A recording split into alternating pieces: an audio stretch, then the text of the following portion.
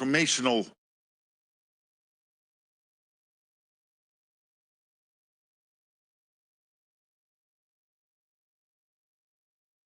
to indeed, given our long-term threat of Russia, but also the massive build-up of the military in China and the fact that North Korea, China, Iran are supporting the war effort in Ukraine.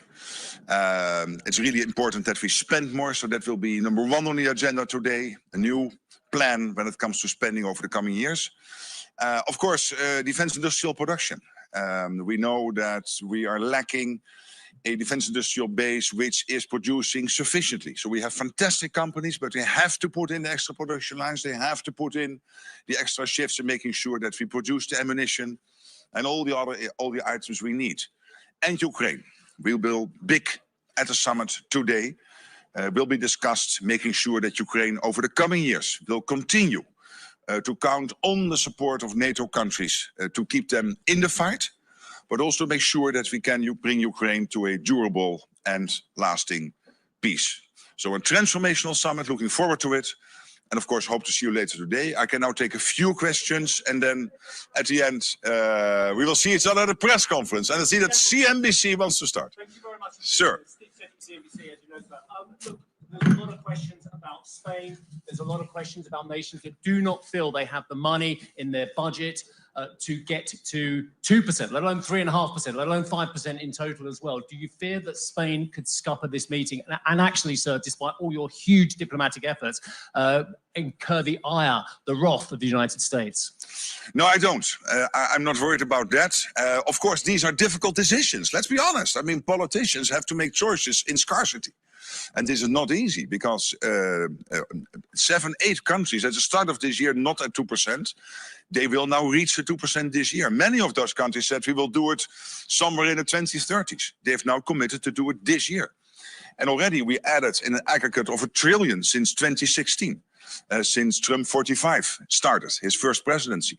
But today, and this is the third stage, we will add trillions extra with this new plan. But of course, you're right. The countries have to find the money. It's not easy. These are political decisions. I totally recognize that.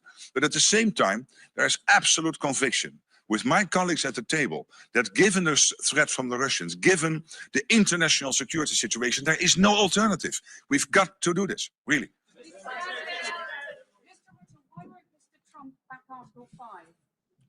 For me, there is absolute clarity that the United States is totally committed to NATO, totally committed to Article 5. And yes, there is also an expectation, which will be fulfilled today, that the Canadians and the Europeans will speed up their spending, making sure that we not only are able to defend ourselves against the Russians and others, but also to equalize. And this is fair, that we spend the same as the US is spending.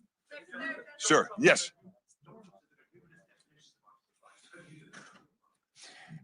The big thing about Article 5 and the good thing about Article 5 is that it is clear that we defend each other when we are attacked. But you will always get all these questions, yes, but if this cyber attack or this hybrid attack, we never go into those details.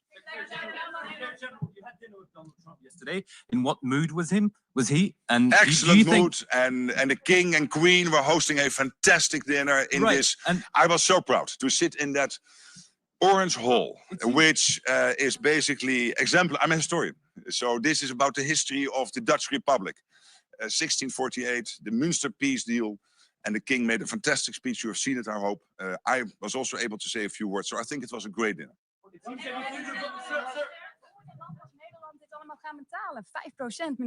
Nederland is op 2 of 3 na het rijkste land van de wereld. Als wij het al niet kunnen betalen, wat kunnen we dan van de anderen? Wij zijn schatrijk. Dankzij verstandig beleid over de laatste jaren. Gaat het pijn doen, meneer Rutte? Staat de NAVO er onder Trump beter voor dan onder Biden? Ik denk dat de NAVO na vandaag er sterker voor staat dan ooit sinds de val van de Berlijnse muur. Meneer Rutte, heeft u nog meer persoonlijke berichtjes samen met Trump gestuurd de afgelopen nacht die misschien niet openbaar? Oh, spannend. We gaan het kijken. Maar ik heb er geen bezwaar tegen. Maar heeft u wel internationaal kritiek op gekregen? Nee. Want je toch een beetje schaamteloos zei, maar de Europese landen die hebben die NAVO nog een mooi dankzij u gehaald. Ja, is toch waar? Wat Europese landen zoals Spanje die zegt. Hey, but listen, it's totally true. Would you really think that the 7 or 8 countries, not at 2%, at the beginning of this year would have reached the 2% if Trump would not have been elected president of the United States? Do they really think that, of course, there is a threat from the Russians, China, etc., but that it would be doable to reach this commitment of 5% today? And I'm hopeful and cautiously optimistic we will get there. If Trump would not have been elected president, so I think what I said in the text message to him, totally fine that he published it, please, but totally fine that he published it, I think is a statement of fact. Sharing this message. Are you okay with him sharing those SMS? Isn't that a little embarrassing? Absolutely not. Absolutely not. What is in that text message is a statement of fact, and I'm totally fine that he shared. Meneer Rutte, één laatste. The attacks on Iran appear to be less positive, less successful than they looked before. Do you reconsider your congratulations? No, not at all. And the 14 huge bombs dropped on the nuclear facility of Iran, I think this was crucial to really do everything possible to take out the nuclear capability of the Iranians, which NATO has always said Iran should not get its hands on. And therefore, this decisive action by the United States was so important. General, yesterday you told allies to stop worrying about the United States. Yes. But how can the allies stop worrying when Trump keeps relativizing Article 5 again and again? I would think, look what the United States is doing, what Donald Trump is doing. They are spending almost $1 trillion on defense. They are by far the biggest contributor to NATO. They are delivering all the key enablers for NATO, also here in Europe. I mean, they are an important ally. They are by far the biggest ally in NATO. They are over 50% of the total NATO economy. But what we now will do over the coming years is to bring down, step by step, shift the burden away from the United States, more towards the Europeans and the Canadians, which I think is fair. And in the meantime, we will also equalize the spending. I think we now have to go because colleagues of mine, leaders of and presidents, I'm not a leader or a president, I'm only a Secretary General, but still former colleagues of mine will enter this building and want to speak to you. But I thought the children were here.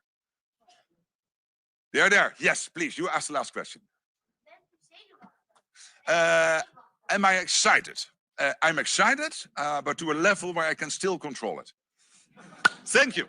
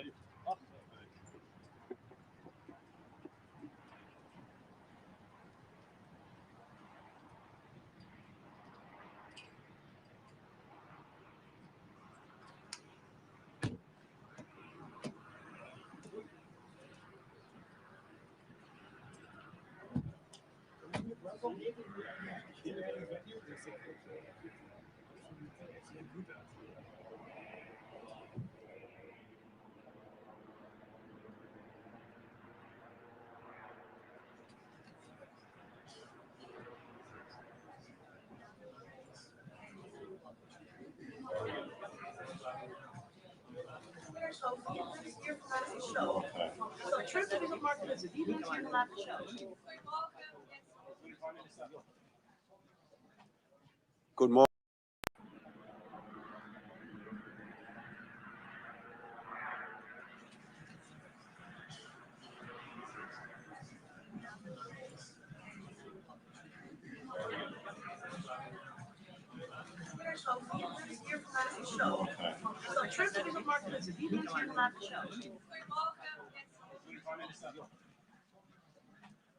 Good morning. I hope you all sleep well.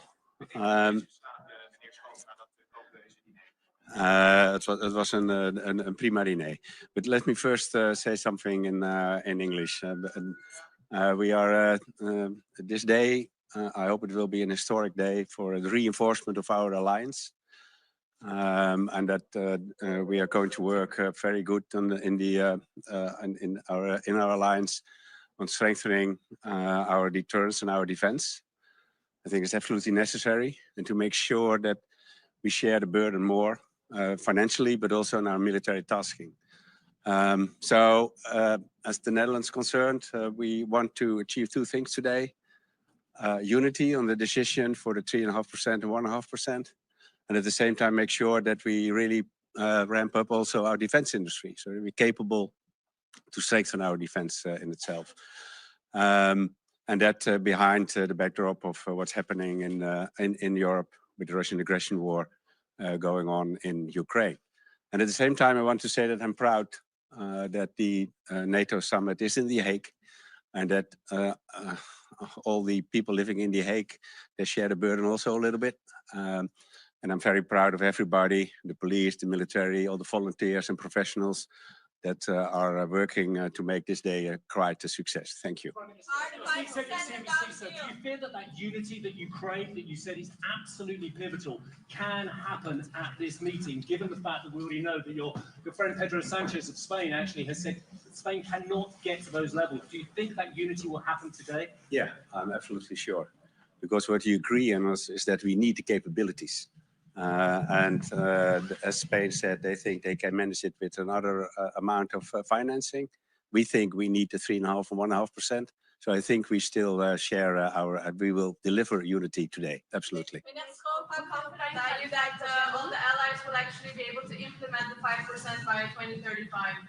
I think we can.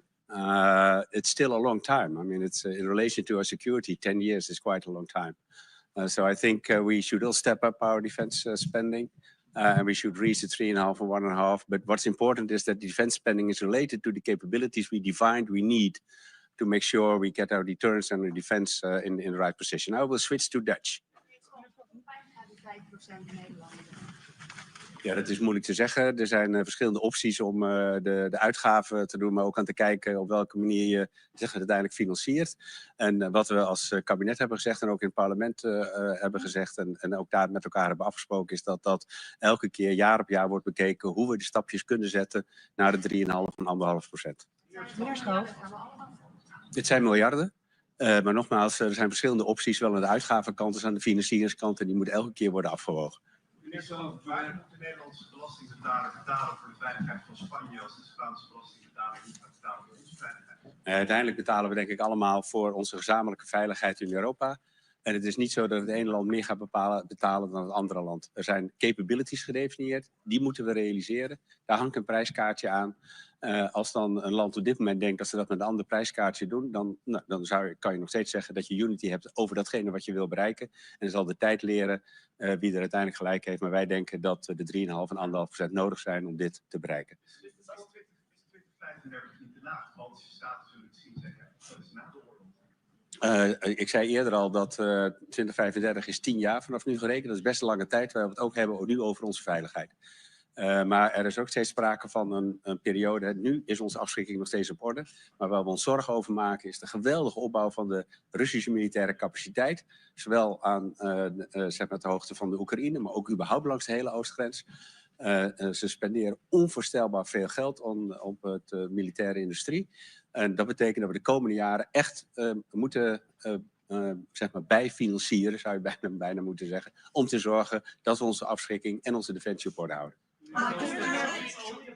But if it's only about capabilities, as Spain says, why do we need the 5% at all? And why wouldn't other countries also say, let's not pay the 5% because we will fulfill the capabilities? No, but the percentages are related to the capabilities. And also in the NATO capability studies, and this is also in the Netherlands the case, we clearly define that to meet the capabilities, we have to ramp up our spending to 3.5% at least. So that's what we think and what NATO thinks. And I think that's important. But it's about capabilities and then financing. And I'm sure that we will find unity around all these issues today. Should be there any consequences to Spain if they don't reach the target spending 2.1%? Oh, it's much too early to talk about any repercussions. I mean, today is important decision-making process, and I'm sure we find unity about the decision process. That's important. That's what also the Secretary General worked on also the last few days. So I'm sure and confident that we reach that unity and that we ramp up our defense spending and we ramp up our defense industry and therefore can deliver to the people in Europe deterrence and defense and peace and prosperity. Even in het Nederlands. Article 5 means when somebody attacks you, NATO will help in defending. Donald Trump says there are numerous definitions. Do you think that's the case? No, Article 5 is very clear. Thank you. I'm just going. I will now walk to the Dutch press. Yes, thank you very much. Oh, you come over here. Wie bent hier vandaag de show? Is dat Trump of is dat Mark Rutte? Nee, dit is de NATO. Dus dit is een vergadering van alle regeringsleiders, van alle 32.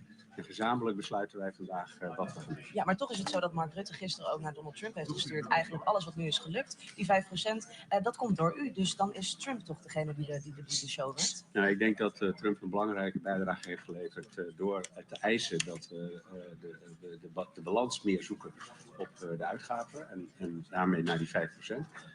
Maar uiteindelijk heeft elk land zijn eigen afweging gemaakt en staan we gezamenlijk voor het ophogen van die 5% om te zorgen dat we uiteindelijk de Russische agressie, maar ook vrede en veiligheid in de wereld kunnen garanderen. Maakt u zich zorgen over het feit dat Trump zich wel gaat houden aan artikel 5? Nee, ik denk dat ook Trump en Amerika zich gewoon houdt aan artikel 5. Artikel 5 is vrij helder. Heeft Trump daar gisteravond tijdens het diner nog iets over gezegd? Heeft u hem gesproken? We hebben elkaar kort gesproken, maar dat ging over andere dingen dan over artikel 5. Is er nog een afspraak gemaakt tussen Trump en Zelensky om elkaar vandaag te zien? Ja, voor zover mij bekend hebben zij vandaag nog een ontmoeting na de North Atlantic Council. Oh, waar hebben ze die? Dat moet je mij niet vragen, daar ga ik niet over. En is er tijdens het diner ook nog gesproken over de tweet van Rutte naar Trump? Nou, een aantal regeringsleiders vonden het opvallend dat het berichtje wat Rutte had gestuurd aan Trump meteen openbaar werd gemaakt. Maar er is ook een commentaar van Mark Rutte daar zelf over gezien. Wat vond u daarvan? Nou, er stond niks verkeerds in volgens mij. Maar vond u het niet een beetje te veel? Nou, het is belangrijk, denk ik, dat ook aan de president van Amerika werd aangegeven dat we vandaag gewoon eenheid bereiken. Maar was het niet een beetje in de overdrive? Nou, iedereen heeft zo zijn eigen woorden die ze kiezen. En die heeft gisteren ook volgens mij de speeches van Rutte en de koning ook bij het diner kunnen horen. En het is denk ik belangrijk dat ook de president van Amerika weet dat we vandaag gewoon die eenheid kunnen bereiken op die 5,5 of die 3,5%. Maar hoe viel dat bericht bij de rest van de wereld? Kan Nederland niet het goede voorbeeld geven aan landen als Spanje? Ja, maar de vraag is niet of we schatrijk zijn. De vraag is of we bereid zijn te zorgen dat we de capabilities op orde hebben. Dat kost geld. Daar heeft Nederland, ook in het Nederlands parlement, brede steun voor gekregen om die positie ook vandaag te kunnen innemen. Daarom ga ik ervan uit dat niet alleen Nederland, maar alle landen de verklaringen zullen steunen die we vandaag met elkaar willen bereiken. En dan dus ook vandaag een historische dag wordt in de reinforcement, zoals ik net zei, van de NATO-alliantie. Alleen Nederland moet nog wel een miljard daarvoor gaan vinden. Ja, maar alle landen moeten die miljarden daarvoor gaan vinden. Maar we hebben allemaal de bereidheid uitgesproken om dat te gaan doen. En er zijn verschillende manieren waarop je de uitgaven zeg maar, ten opzichte van elkaar kan wegen. We hebben ook in Nederland, ook in het parlement gezegd, je moet je integraal wegen. En er zijn verschillende manieren waarop je ook naar de financiering kan kijken. Meneer vreest u voor het humeur van Trump nu de aanval op Iran een stuk minder succesvol lijken? Nou, ik vond hem gisteren buitengewoon zeg maar, relaxed en goed gehumeurd. Dus ik ga ervan uit dat hij, als hij goed geslapen heeft op het paleis en het ontbijt goed is geweest, dat hij ook op de North Atlantic Council met een goed humeur Vindt u ook aanschuift. niet dat er wel heel veel aandacht is voor Trump hier? We hebben het zelfs over hoe hij slaapt. Ja, nou ja, dat vraagt u mij. Ik bedoel, Nee, maar goed, daarom vraag ik wie genereer bent u die naar de aandacht show? niet. Dus de secretaris-generaal van de NATO, Mark Rutte, is voorzitter van de vergadering. En dat is ook Maar voorzitter is wel iets anders dan de baas. Nee, maar hij is de voorzitter van de vergadering, dus hij zorgt dat we dit allemaal in goede banen leiden. Toch nog even over Trump. Hij postte natuurlijk een berichtje op social media gisteren over Sanchez opnieuw. Hoe moet dat nou straks gaan met die ontmoeting tussen Trump en Sanchez? Heeft u daar een beetje buikpijn van?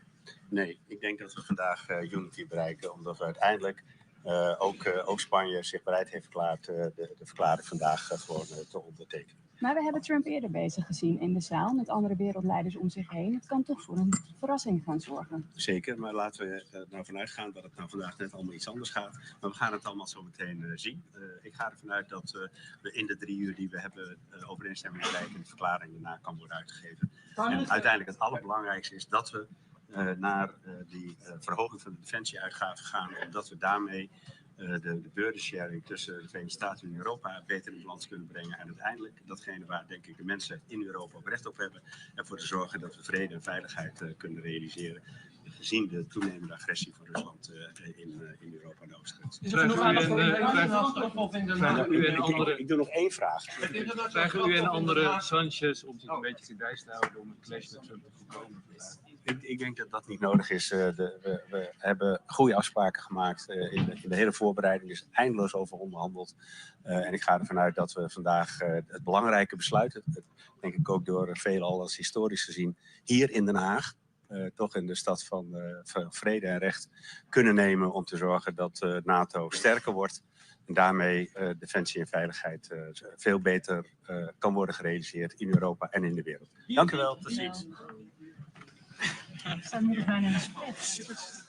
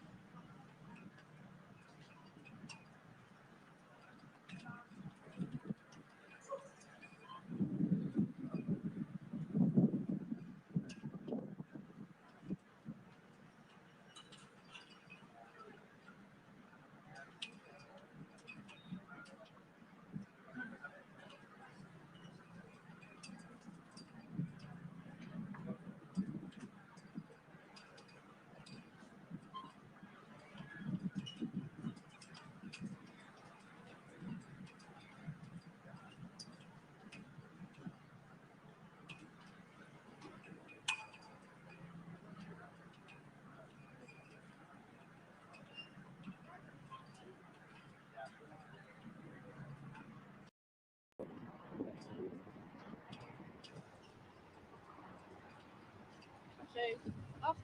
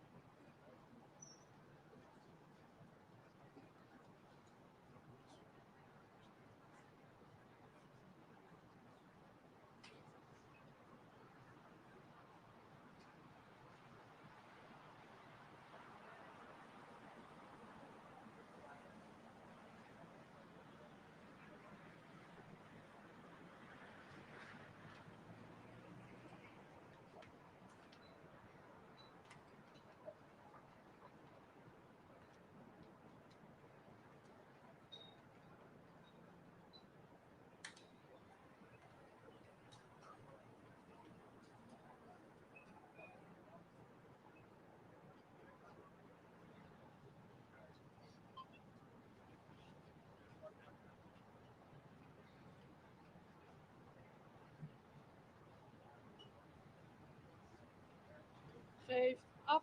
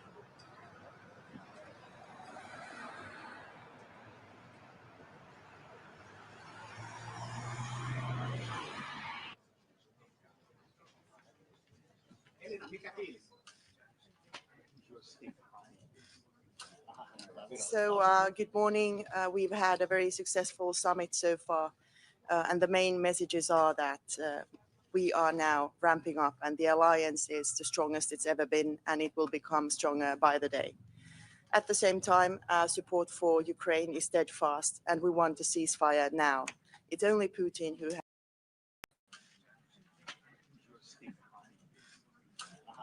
So, good morning. We've had a very successful summit so far, and the main messages are that we are now ramping up, and the alliance is the strongest it's ever been, and it will become stronger by the day. At the same time, our support for Ukraine is steadfast, and we want a ceasefire now. It's only Putin who hasn't been willing to ceasefire, and now is the time to push him for that.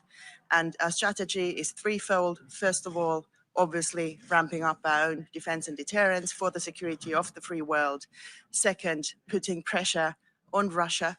And here we need to work as individual countries, as the European Union, United States. We are hoping for the sanctions package, which is in the Senate, to go forward, hopefully next week. And third, of course, keep on aiding Ukraine, who is fighting for each and every one of us. So thank you so much. Looking forward to a fruitful day today. Minister, do you feel that actually unity is going to be hard to achieve today, and actually the United States is going to be incredibly upset at the behaviour of some nations which are struggling to get to 2%, let alone even promising to get to 3.5%?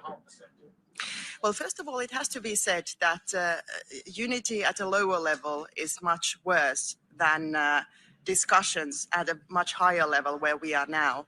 I sense a very strong unity around the fact that we are going to reach 5% of defense spending. We are going to build a strong defense industry which covers the entire alliance with no room for protectionism of individual countries.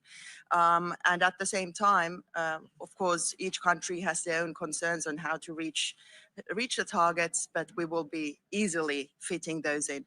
And what has to be noted, again, we are in a such much stronger situation now than we've ever been before. Minister, how concerned are you about the somehow unpredictable definition of Article 5 by President Trump? Well, you see, Article 5 is quite clearly spelled out in the Washington Treaty, and that is something that NATO relies on.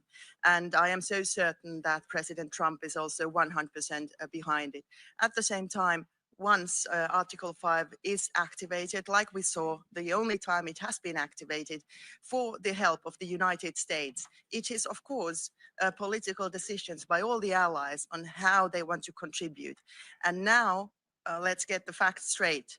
We are so much stronger now with the capabilities we have today, the capabilities we are going to have tomorrow, that if such a situation would ever occur, we would be so much stronger together than ever before.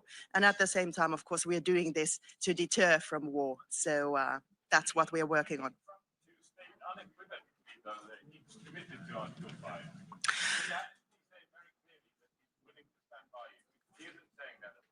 Everything we are hearing from the US administration is pointing to the fact that the US is a strong ally in NATO and extremely committed. And we had a very fruitful dinner last night with my colleague Marco Rubio, and we heard exactly the right words.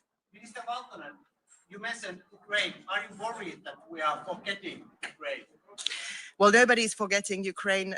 We actually had a very good dinner last night with our colleague Andrei Subia from Ukraine, and now I'm going to sit down with him together with my Nordic colleagues.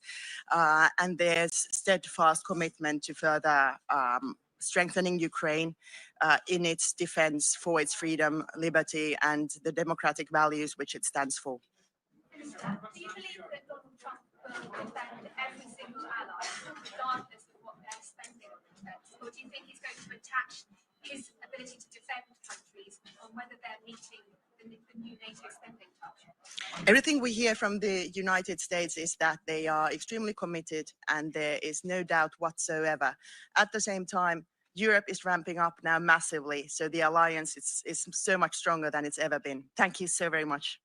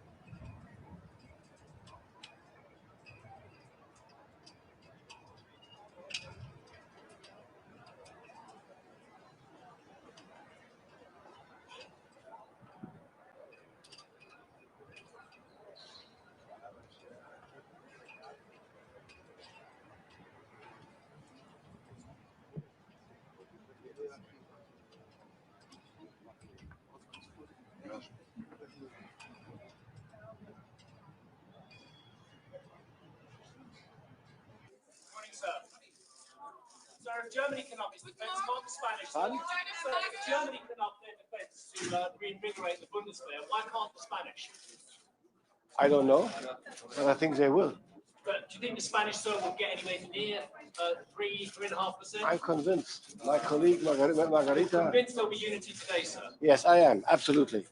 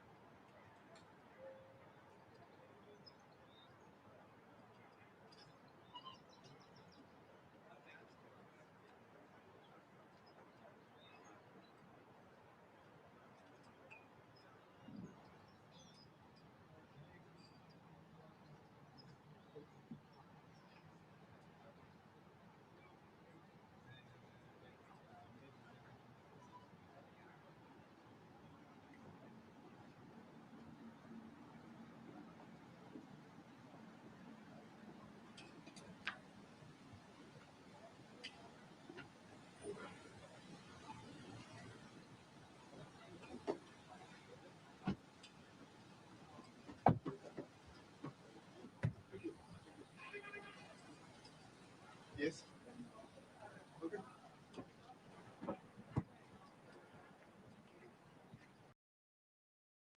It's a historic day, and I would like to make 3 points. The first one is about defense expenditure.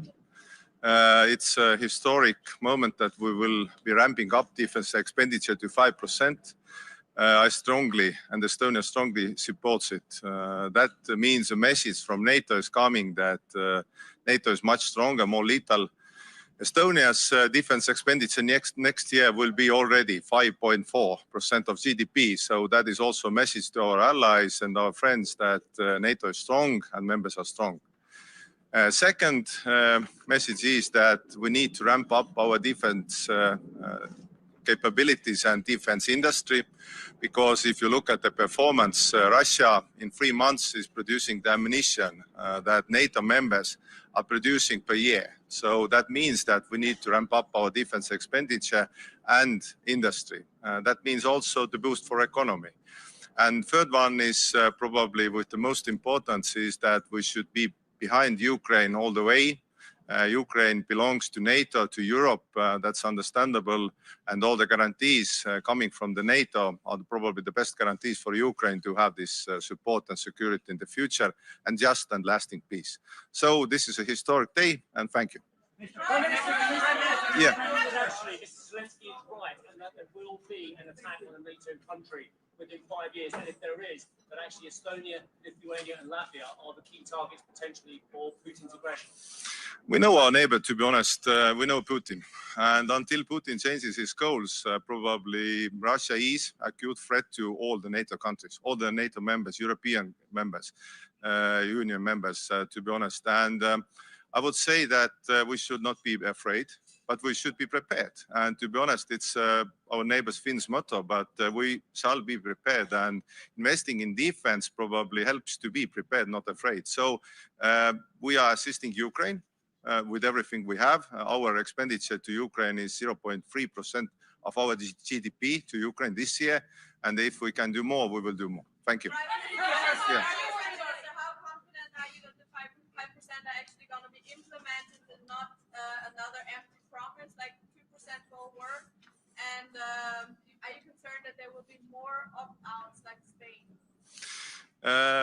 I'm quite sure that it will be implemented because how the world is today, because Russia has shown what it is. Estonia has known for a long time, Baltics, Nordics have known for a long time what Russia is. And nobody believed. They were thought as a very friendly guys who like to drink tea and love children. But right now they are occupying Ukraine, killing innocent people. So I would say that ramping up defense expenditure is a must if you want to have freedom. And Europe is a free area. NATO countries like also their freedom. So I would say it's a must for everybody. And if you look at the numbers and figures, everybody is investing right now. And our expenditure, as already said, Estonia's expenditure next year will be 5.4% of GDP. So these are not empty words. We are doing what we can, and I hope that this is also example to other countries. Thank you. Yeah, yeah.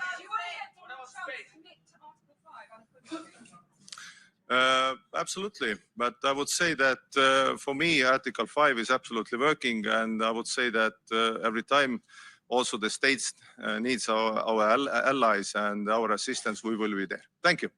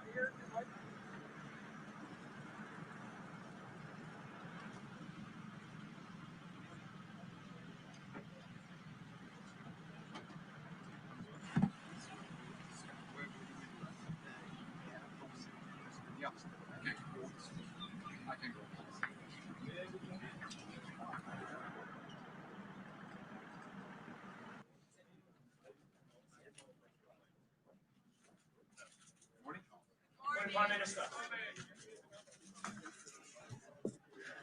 So, Prime Minister.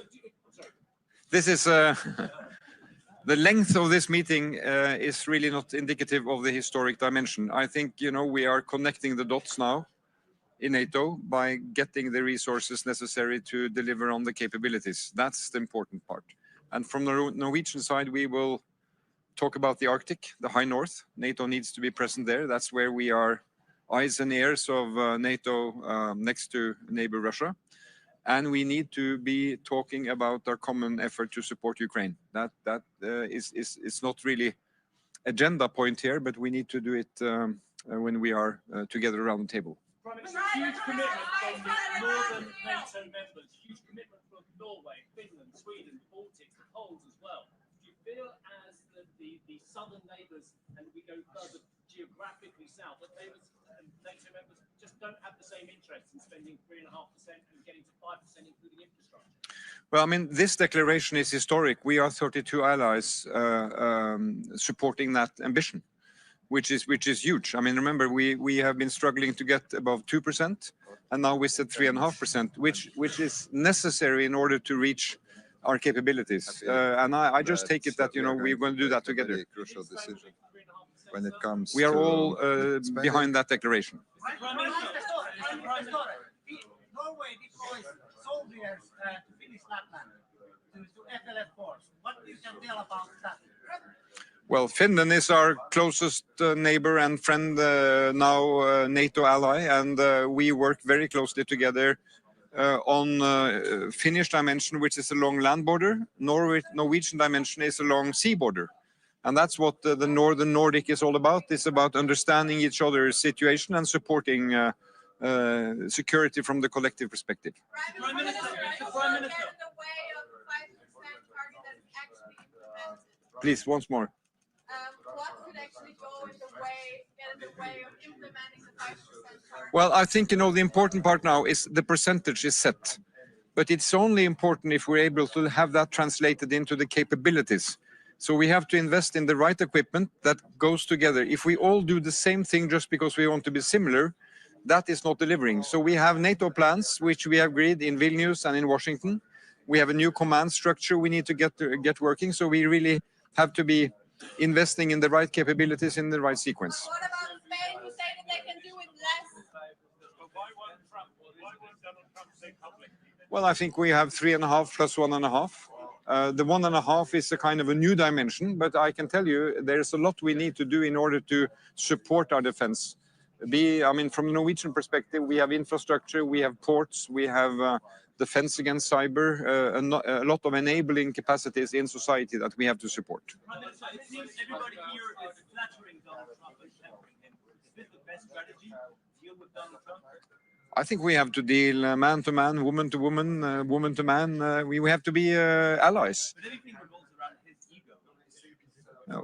You know, we deal with our allies as close friends and partners, and that goes for all. Prime Minister, Thank you. Are you worried about Mr. Trump's somewhat ambiguous comments on Article 5? Do you think it's still working? I take it the US is 100% behind NATO obligations and Article 5. Thank you.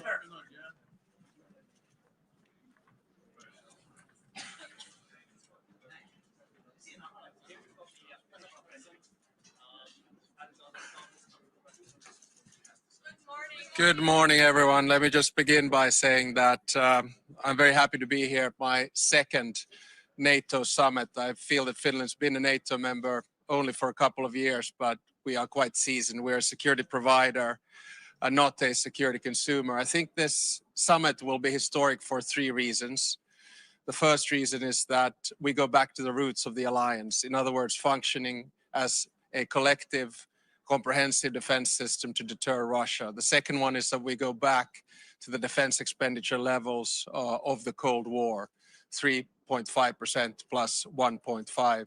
And the third reason is that I think we're witnessing the birth of a new NATO, which means a more balanced NATO, and a NATO which has more European responsibility. So in that sense, I'm really looking forward to the conversations that we have. Mr. President, you joined NATO after decades of centuries of brutality in order to face down the Russian threat because you believed there was an Article 5 assurance. Do you have concerns if Article 5 remains the same as when you joined and what you thought it meant?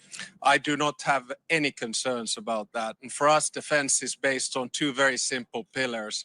One is a strong, independent defense that we've been working on over decades because of the Russian threat. And the second one is NATO's Article 5, of which we are, of course, a strong part because after the war in Ukraine, NATO has doubled its border with Russia through Finland. So we have responsibility and we have full trust in Article 5. Wait, one at a time. We'll go like this and that. Yeah.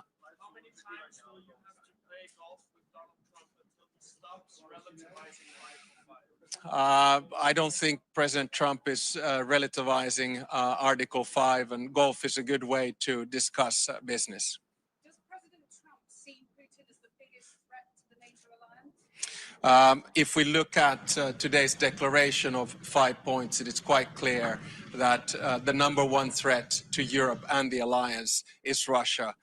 We are not building up our defense expenditure because we are worried about any other European states. Finnish media. The age of restlessness during the last 3 years that we're living through. Do you believe that in your presidency, your lifetime, Europe is actually going to be able to relax and enjoy peace again? No, I think we're witnessing a change in the world order. It's very similar to the moment that we witnessed after World War I, World War II, and the Cold War. And of course, after World War I, we got it wrong. After World War II, the balance was more or less right. And after the Cold War, I think we got intellectually lazy. Now we need to sort things out, understand that the time of Western dominance is over. We're moving towards a world which is more transactional, which is more multipolar, and which is more disorderly. And this means, at least for a country like Finland, that we need to have close allies and we need to work on building up our security and defense. So I'll take. Tämä on NATOlle hyvin keskeinen kokous, monella tapaa historiallinen 3 syystä. Ensimmäinen syy on se, että NATO palaa juurilleen, eli toimittaa vasteen Venäjälle. Toinen syy on se, että palaamme kylmän sodan aikaisiin puolustusmenoihin. Ja kolmas syy on se, että syntyy uusi NATO, joka on eurooppalaisempi ja tasapainoisempi. Do you want me to translate?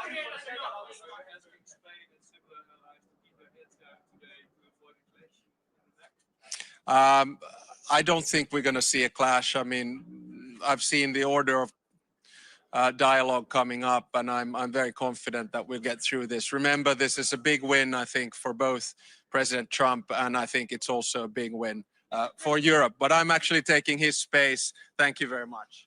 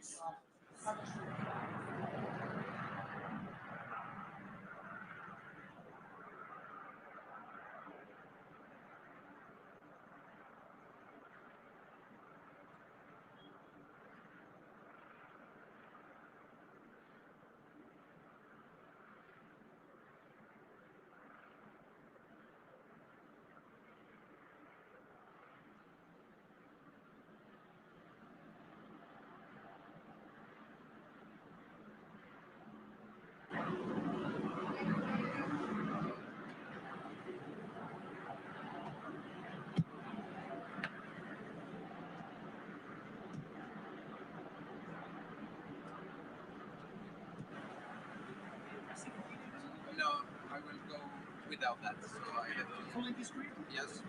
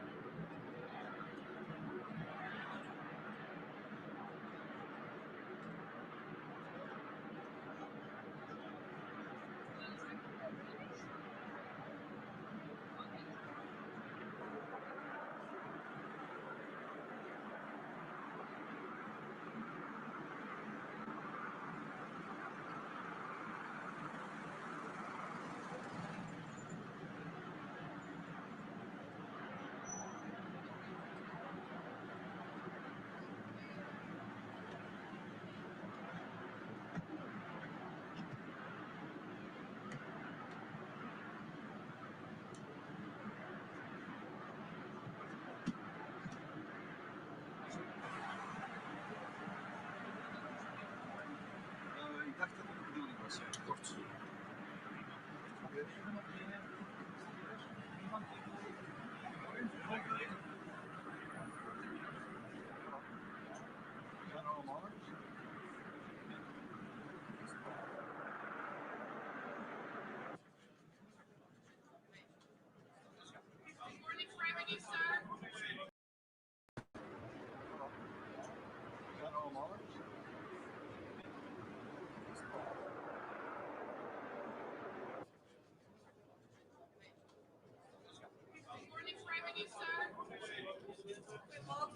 Morgen.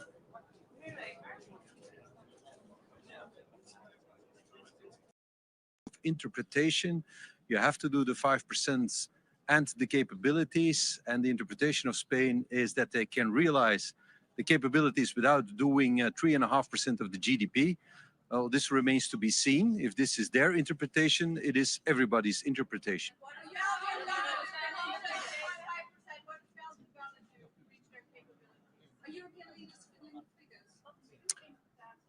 We're not fiddling the figures. I think 3.5% in 10 years' time is a realistic objective. It won't be easy to get there, but it is what NATO has decided as necessary to be ready for the threat that comes from Russia on one side, and the other side, there's also the burden shift, the reality that the United States is focusing on the Indo-Pacific theater, and that we as Europeans should take care of ourselves.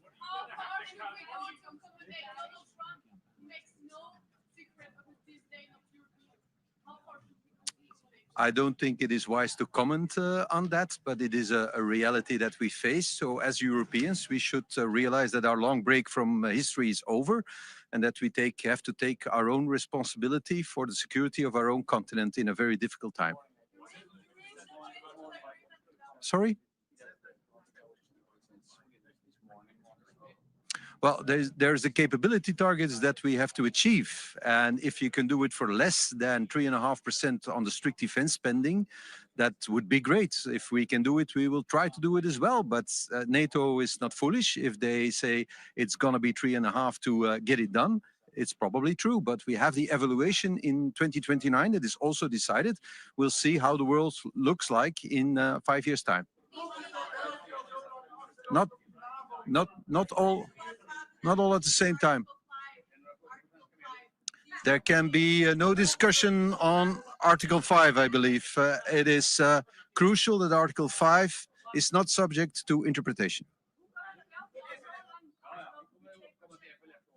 Ja, wij hebben niet gedaan wat we moesten doen. We zijn lang een beetje een freeloader geweest binnen de NAVO. Er zijn nog andere landen die de 2% niet hebben gerealiseerd. Daarom was het voor mij belangrijk naar hier te komen met de 2% gerealiseerd. En ook een strategische visie om dat ook daadwerkelijk vorm te geven. En wij hebben ook al een plan om boven de 2% uit te stijgen in de komende jaren.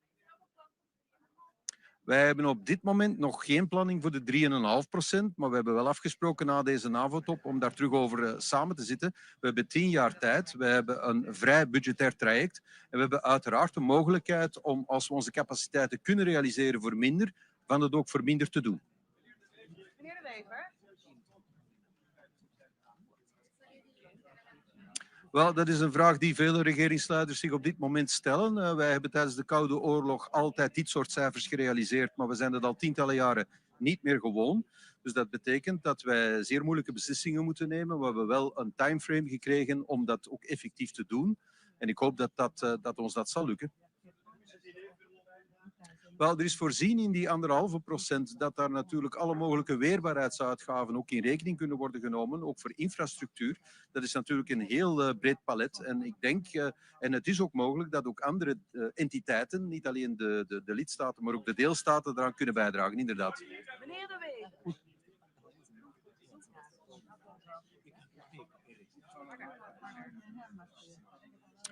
Het diner was nu niet van een aard dat wij allemaal heel serieuze besprekingen met elkaar hebben gehad. Dat was eerder een opwarmertje voor wat er vandaag moet gebeuren. Dus dat is gezellig verlopen. Meneer De Wever.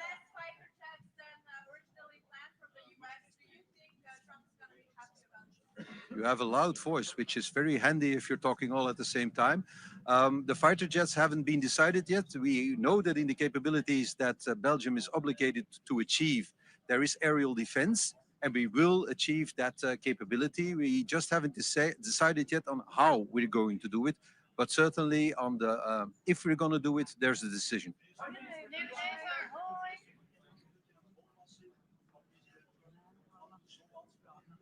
Well, ik zal dat zien, maar ik ben daar eerlijk gezegd niet bang van. En als die er komt, dan zal ik er ook niet van onder de indruk zijn, eerlijk gezegd. Oh, dat zal ik zien, hè. Dat hangt er vanaf. Ik weet niet of dat ik die ga krijgen, die bolwassing. We zullen dat wel zien. Maar ik maak me daar helemaal niet zenuwachtig over. Wij zijn een autonoom land en wij zijn geen kolonie van een ander land.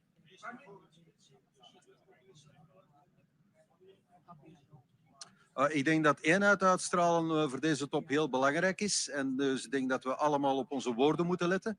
Want wij staan onder dreiging van opkomende machten enerzijds in de Pacific, maar anderzijds ook het imperialisme van Rusland, het gewapend imperialisme. Het is dus niet het moment om vechtend over de straat te rollen.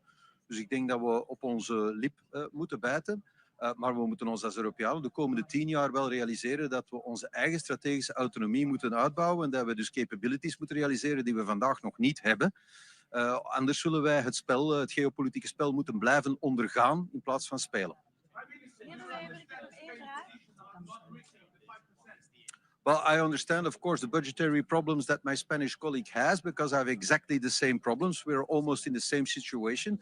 So if he says that he can achieve the capability targets of Spain spending less money, that's an interpretation that he has. Mark Rutte has confirmed that this interpretation is correct.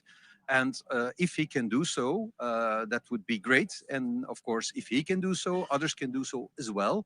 And we will certainly also try to achieve our capability targets. And if possible, spend less than 3.5% of our GDP. Okay? We accept the same text for the 32 NATO members. It's important to stress upon that. There is no opt-out. There are no special treatments for any member state. It is the same text. And if the interpretation of Spain is correct, anybody can interpret the text in the same way. Okay?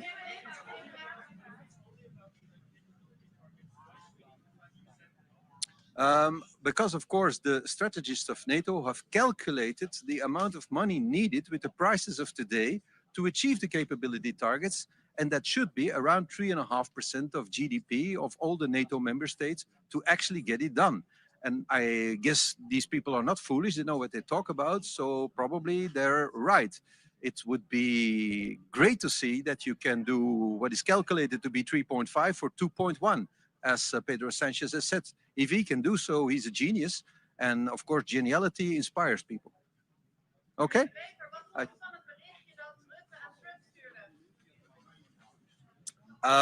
Ja, u weet dat ik met een Nederlandse vrouw getrouwd ben en dat ik dus heel erg houd van dit land. Dus voor mij was het heel bijzonder en een beetje thuiskomen. Dankjewel. Ik denk dat Mark Rutte een moeilijke job heeft om iedereen in deze alliantie tevreden te houden. En dat hij veel moeite doet om zich van die taak te kwijten. Maar was het niet een beetje over de top? Hij doet veel moeite om zich van die taak te kwijten. Meneer De Wever, uw eigen parlement noemde de NAVO-verhoging compleet crazy. Hoe staat u er nu in? Ja, 5% van ons bbp uitgeven aan defensie, dat is nu niet direct iets waar je vrolijk van wordt. Maar als dat noodzakelijk is, dan zullen wij zien wat we kunnen doen. We hebben een langere tijdsperiode gekregen, flexibiliteit in het parcours, een evaluatie in 29. Dat is wat we vroegen en dat is wat we gekregen hebben. Wie runt vandaag de show eigenlijk? Is dat Mark Rutte of is dat Trump? Hoe zegt u? Wie runt vandaag de show? Wie is hier eigenlijk de baas? Mark Rutte is de secretaris-generaal van de NAVO. Hij runt de show. De grootste lidstaat en de grootste spender in defensie, dat is uiteraard de Verenigde Staten. Daar zijn we ons van bewust. En als wij als Europeanen meer gelijke tred willen houden, dan zullen we meer moeten uitgeven. Niet om plezier te doen aan meneer Trump, maar om op gelijke hoogte te komen en ons eigen continent te kunnen verdedigen. Dank je wel, Ed.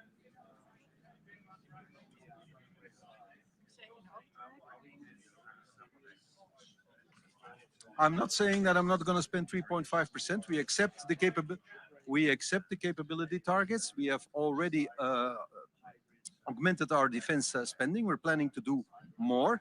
We have a period of 10 years, and we will see what happens. We have an evaluation in 2029. We will see how the world looks like.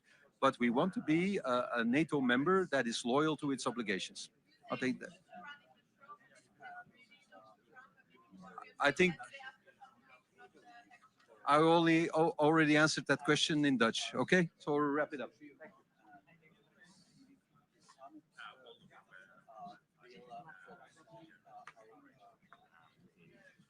His custodianship of NATO.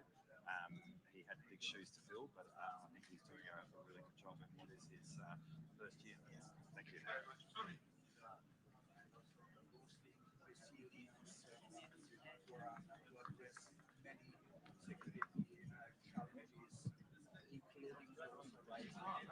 Dzień dobry, witam Państwa bardzo serdecznie. Szanowni Państwo, no, mój 11. i ostatni szczyt NATO. Bardzo się cieszę, że spotykamy się i cieszę się, że wszystko zapowiada jedność krajów sojuszu także i tym razem. Przede wszystkim w tej najważniejszej i ostatnio bardzo często rozważanej kwestii podwyższenia wydatków na obronność. Także mam nadzieję, że podejmiemy tutaj razem decyzję w tej sprawie, jak również i w innych kwestiach, które są dla nas bardzo ważne, jeżeli chodzi o budowanie przede wszystkim bezpieczeństwa wschodniej flanki NATO. Z naszego polskiego punktu widzenia to jest fundamentalnie ważna sprawa. Mówię tutaj o wypełnieniu planów obronnych, którego przyspieszenie jest konieczne. Mówię także o organizacji brygadowych grup bojowych, które także są decyzją jednego ze szczytów NATO, które były wcześniej.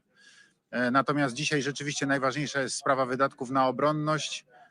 To po pierwsze, tak jak mówię, mam nadzieję, że będziemy mieli jedność. Wszystko zapowiada, że tak. Natomiast druga kwestia dla nas bardzo ważna w Polsce to przedłużenie rurociągów prowadzących paliwo, strategicznych rurociągów NATO prowadzących paliwo, które dzisiaj kończą się w Europie Zachodniej, przedłużenie ich na wschodnią flankę NATO, bo to jest w tej chwili bardzo istotne do tego, żeby rzeczywiście zapewnić obronę. Oczywiście będziemy dyskutowali też o innych kwestiach, będziemy dyskutowali też o rozwoju przemysłów obronnych, co jak Państwo wiecie doskonale jest w tej chwili niezbędne. To pokazała zresztą też i rosyjska agresja na Ukrainę. Skala, w jakiej potrzebne jest uzbrojenie, a przede wszystkim amunicja. Więc to będą te wszystkie tematy, które dzisiaj będziemy omawiali. No oczywiście na pewno będzie poruszona też kwestia dalszej pomocy dla Ukrainy. No i problem konfliktu bliskowschodniego też pewnie będzie poruszany na tym szczycie, chociaż wcześniej, jak wiadomo, nie był przewidywany w harmonogramie prac, no ale to jest sprawa względnie nowa. i pewnie będzie poruszona.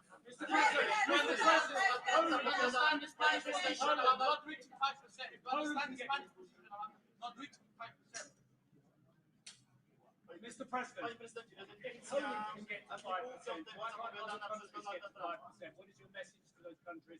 And do you think it endangers the alliance, sir? Could you repeat the question? Yes, sir.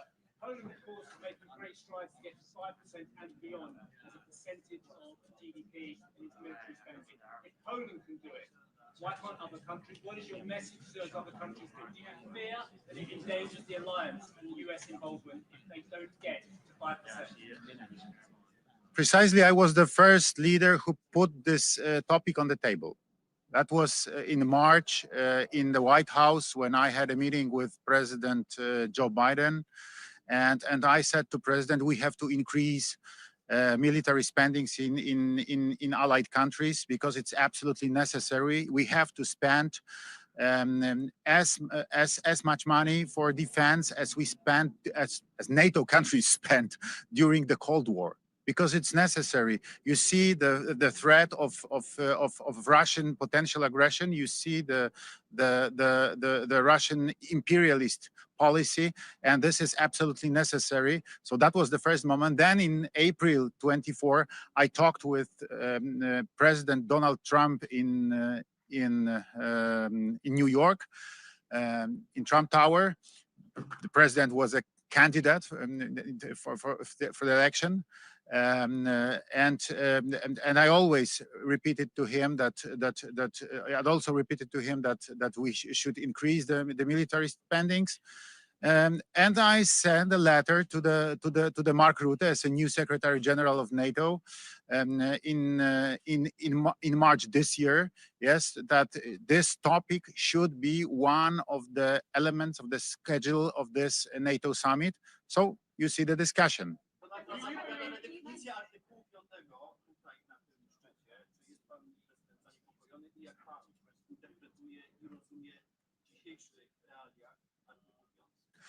Szanowni Państwo, no, dwie są podstawowe zasady w NATO. Jedność, bo ona jest konieczna do tego, żeby podjąć jakąkolwiek decyzję. Jeżeli podejmiemy decyzję o 5%, to nie ma dyskusji pod tytułem, czy ktoś wydaje, czy ktoś nie wydaje. Wszyscy mają obowiązek wydawać. Artykuł 5 jest jasny i wyraźny i oznacza kolektywną obronę. I nie ma tutaj żadnej dyskusji wokół tego artykułu.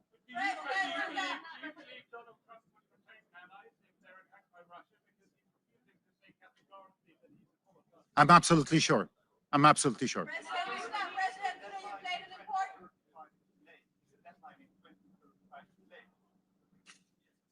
You know, it's difficult to say. Of course, I prefer to have it much earlier, yes, in 2030. But, you know, this is policy.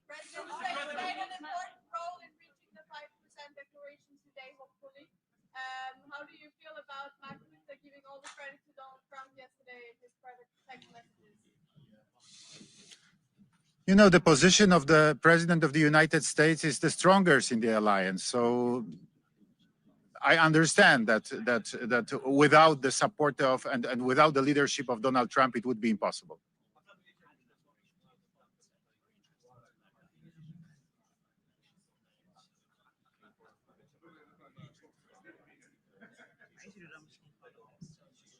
Szanowni Państwo, no są, że tak powiem, bardzo różne sytuacje. Były takie szczyty NATO, że mieliśmy z panem prezydentem Trumpem nawet kilkadziesiąt minut do tego, żeby spokojnie usiąść i porozmawiać.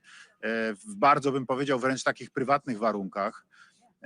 Trudno jest mi dzisiaj powiedzieć. Na pewno będziemy mieli jakieś interakcje, no bo będziemy razem na sali, będziemy na pewno rozmawiali w trakcie szczytu. Natomiast czy będzie taka możliwość, żeby usiąść spokojnie, to zależy od bieżącej sytuacji po prostu.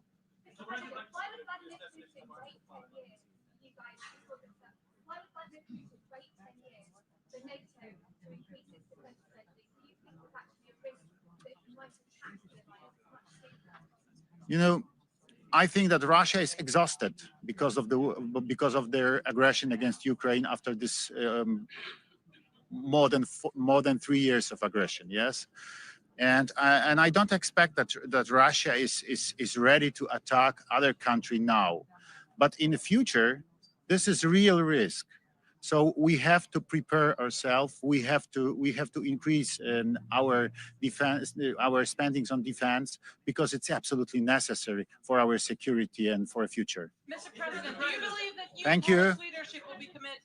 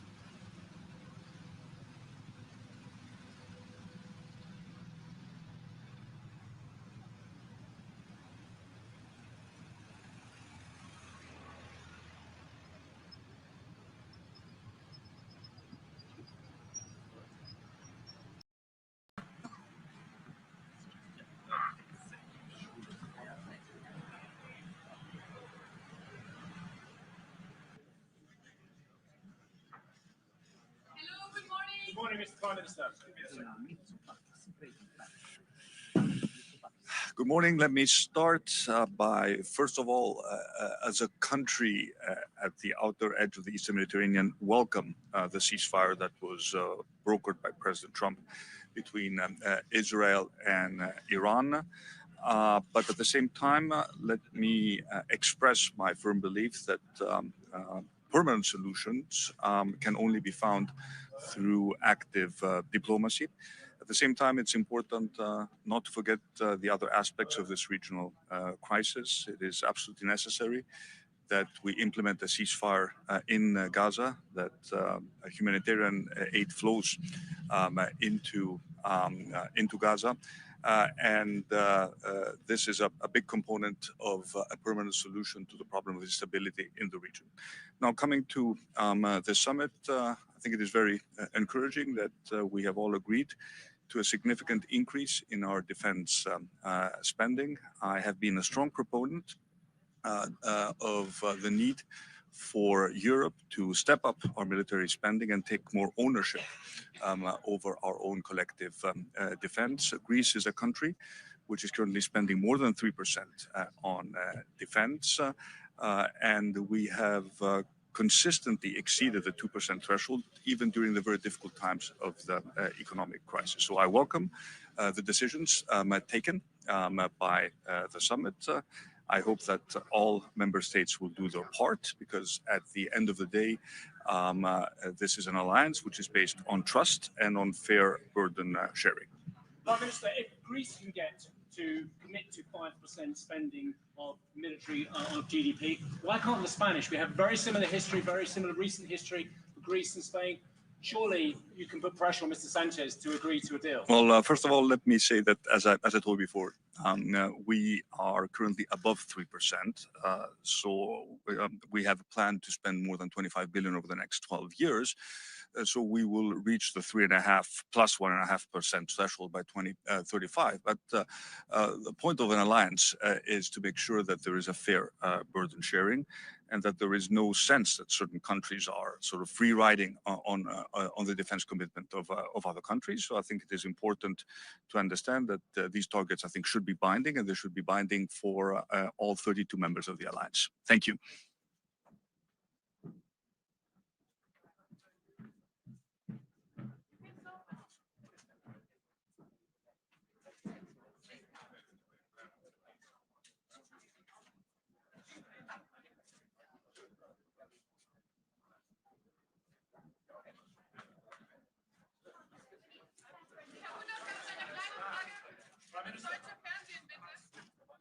I think you prefer the German Chancellor. Wir sehen einem historischen NATO-Gipfel entgegen. Ich möchte zunächst einmal dem Generalsekretär Mark Rutte herzlich Dank sagen für die Vorbereitung, die sehr gute Vorbereitung dieses NATO-Gipfels. Wir hatten gestern Abend bereits Gelegenheit, mit den Staats- und Regierungschefs zu einem Abendessen zusammenzukommen und über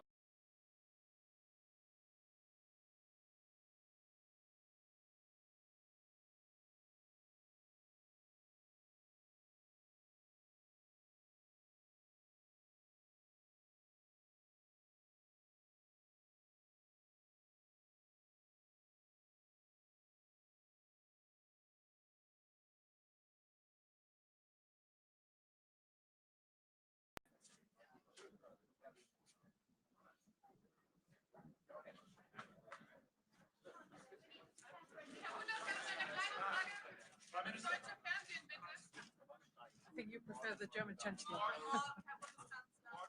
Wir sehen einem historischen NATO-Gipfel entgegen. Ich möchte zunächst einmal dem Generalsekretär Mark Rutte herzlich Dank sagen für die Vorbereitung, die sehr gute Vorbereitung dieses NATO-Gipfels. Wir hatten gestern Abend bereits Gelegenheit, mit den Staats- und Regierungschefs zu einem Abendessen zusammenzukommen und über verschiedene Themen miteinander zu sprechen. Ich gehe davon aus, dass wir heute eine gemeinsame Entscheidung treffen, die NATO in Zukunft mit wesentlich besseren Mitteln auszustatten.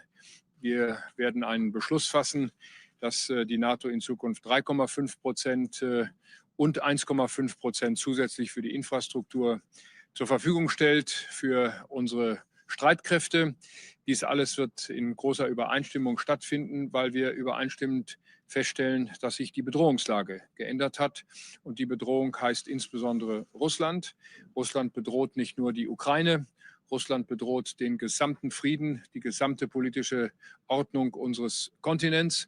Und deswegen will ich herzlich Dank sagen, dass wir in dieser großen Solidarität in der NATO heute zusammenkommen. Ich will ausdrücklich sagen, die Entscheidungen, die wir treffen, treffen wir nicht, um irgendjemandem einen Gefallen zu tun, sondern wir treffen diese Entscheidungen aus eigener Erkenntnis, aus eigener Überzeugung, dass die NATO insgesamt, und dies betrifft vor allem den europäischen Teil der NATO, in den nächsten Jahren mehr tun muss, um die eigene Verteidigungsfähigkeit zu sichern. Und deswegen gehe ich mit großer Zuversicht heute in diese Beratungen und freue mich darauf, die Kolleginnen und Kollegen in der NATO zu treffen. Herzlichen Dank.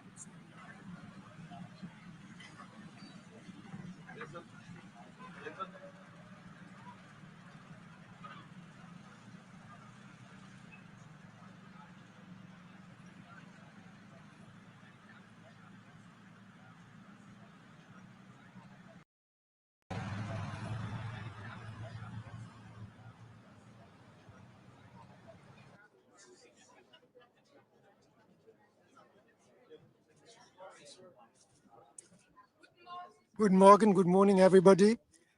You know, NATO was founded some 75. Good morning, everybody. You know, NATO was founded some 75 years ago to defend international law, human rights, the rule of law, and I think this is more important than ever today at a time where we are living in, where we are seeing fundamental geopolitical changes. And in this context, it is quite impressive to see this unity among the 32 members of NATO. I think Europe needs to be a strong pillar of NATO, and that is why, independent of percentages, it is important that we strengthen our military capacities, but moreover, our general security.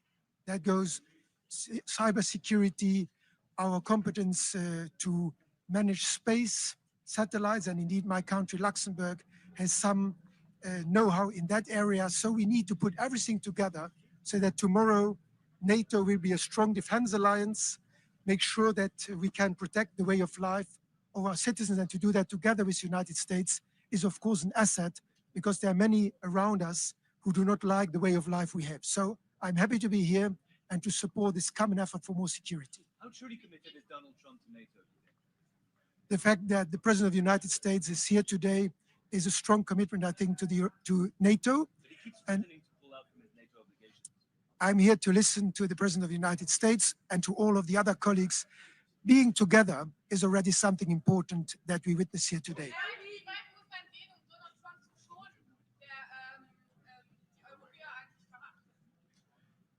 Wir sollten nicht nur nach Amerika schauen, wenn wir über unsere eigene Sicherheit nachdenken. Rund um Europa gibt es vieles, was nicht in Ordnung ist zurzeit. Wir haben Russland, wir haben den Nahen Osten, wir haben Ambitionen von China, und wir müssen selbst in Europa für unsere Sicherheit sorgen. Natürlich ist, was in Amerika geschieht, wichtig für die Allianz, aber selbst ohne diese unterschiedlichen Positionen haben wir die Sorge, dass wir die Lebensweise, die Lebensart der Europäer, Rechtsstaat, Freiheit, Frieden, die müssen wir absichern, und darum geht es bei diesem NATO-Gipfel. In Belgien und Spanien scheinen eine eigene Auslegung vom 5%-Ziel zu haben. Wie viel Flexibilität braucht Der Weg zu diesen Ausgaben, den muss jeder Staat selbst beschließen. Und ich glaube, das, was NATO-Generalsekretär Rutte Spanien geschrieben hat, gilt natürlich für alle. Das heißt, jeder muss souverän, eigenständig seinen Weg zu diesen militärischen Kapazitäten und allgemein zur Sicherheit festlegen. Wir haben 10 Jahre, um das zu tun. Und ich glaube, da muss jeder seinen Weg finden, auch angesichts seiner geografischen Lage und seiner Geschichte. Vielen Dank.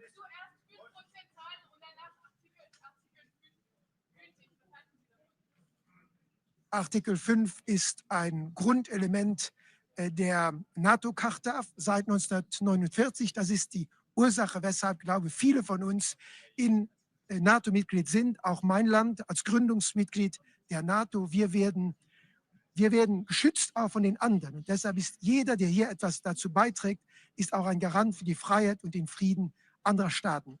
Und deshalb gilt Artikel 5, auch Artikel 3. Wir müssen alle etwas dazu beitragen, um Sicherheit, Frieden und Freiheit zu garantieren. Vielen Dank. Prime Minister, Luxembourg's been getting a free pass as well, hasn't it? Hasn't even got to 2% of spending yet, like the Spanish as well. Why hasn't Luxembourg got to 2% spending? And what are the hopes to get to 3.5%, sir? My government has decided to, like some others, to spend 2% by the end of this year. So we are in line with many others. And our goal is to continue to increase our collective effort in the years to come. Thank you. Are you worried about Donald Trump trying to unpredictable interpretation of Article 5? That was valid for the USA.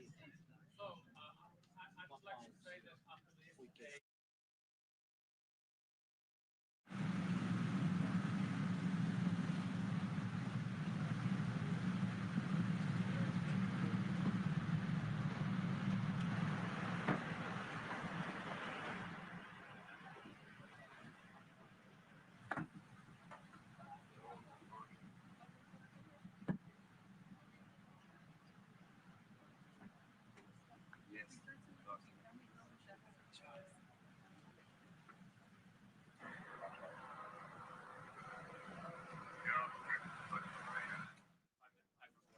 Are you confident that Donald Trump will defend any NATO ally regardless of what their spending reflects?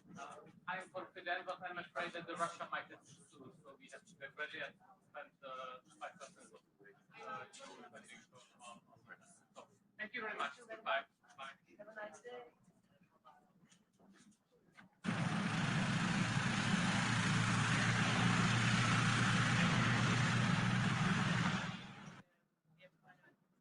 Estado disse ontem, Marco Rubio, na mensagem que ficou com Donald Trump e que tornou pública nas redes sociais.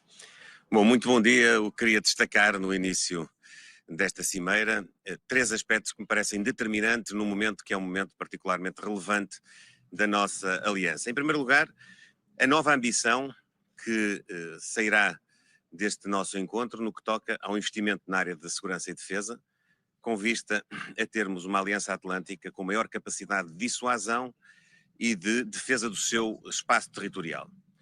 Para esse efeito, todos teremos de fazer um esforço e este é um marco significativo da assunção de uma corresponsabilidade, de, nomeadamente na Europa, podermos acompanhar um nível de investimento compatível com os grandes desafios para enfrentarmos as ameaças e assegurarmos aos cidadãos europeus e também aos portugueses o cumprir da nossa democracia, dos direitos fundamentais dos cidadãos, da possibilidade de continuarmos a ser uma nação soberana, com os nossos aliados a constituírem connosco um espaço de dissuasão de qualquer ameaça à nossa integralidade e ao nosso espaço. Para esse efeito, teremos de investir mais na área da defesa e a segunda nota é reiterar mais uma vez que da parte do governo português nós acompanharemos esse esforço, assumimos já o encargo de este ano atingir 2% do nosso produto em investimento na área da defesa, um investimento que continuará nos próximos anos, dentro de um contexto de equilíbrio que não porá em causa nem a nossa situação financeira, nem as nossas responsabilidades com todos os serviços públicos que constituem as respostas sociais aos nossos cidadãos E dizer que olhamos para esta nova etapa não propriamente como a assunção de maior despesa por si só, mas de maior investimento. Nós não queremos apenas gastar mais dinheiro, nós queremos investir mais na nossa indústria, investir mais na nossa capacidade, poder dinamizar a nossa economia, poder aproveitar os nossos recursos humanos que, do ponto de vista tecnológico, estão num estádio de vanguarda, podermos criar novas oportunidades de emprego e temos a repercussão económica deste investimento. E, em terceiro lugar, também destacar que, mais uma vez, creio que na Aliança Atlântica ficará muito claro o apoio à Ucrânia na procura de uma paz justa e duradoura, uma paz com a Ucrânia e uma paz com a Europa também.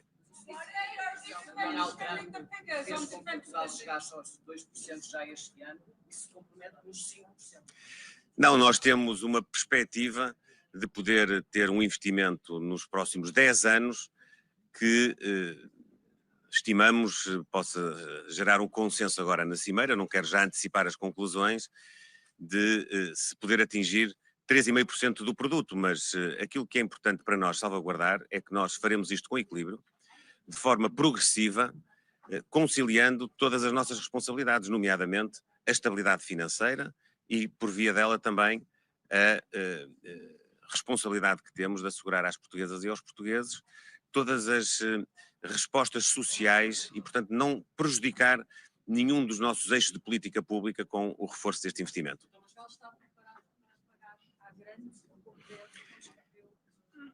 Portugal está preparado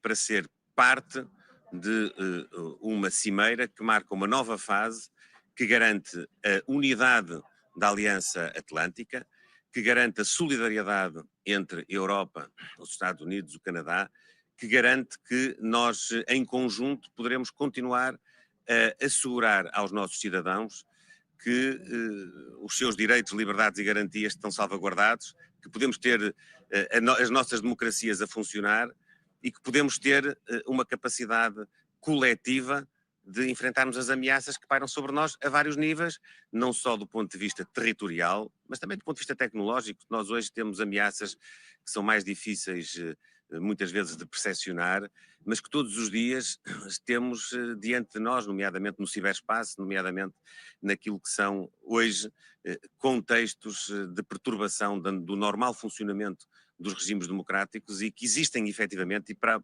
enfrentar essas ameaças nós precisamos desta solidariedade. Muito obrigado e bom trabalho. Obrigado.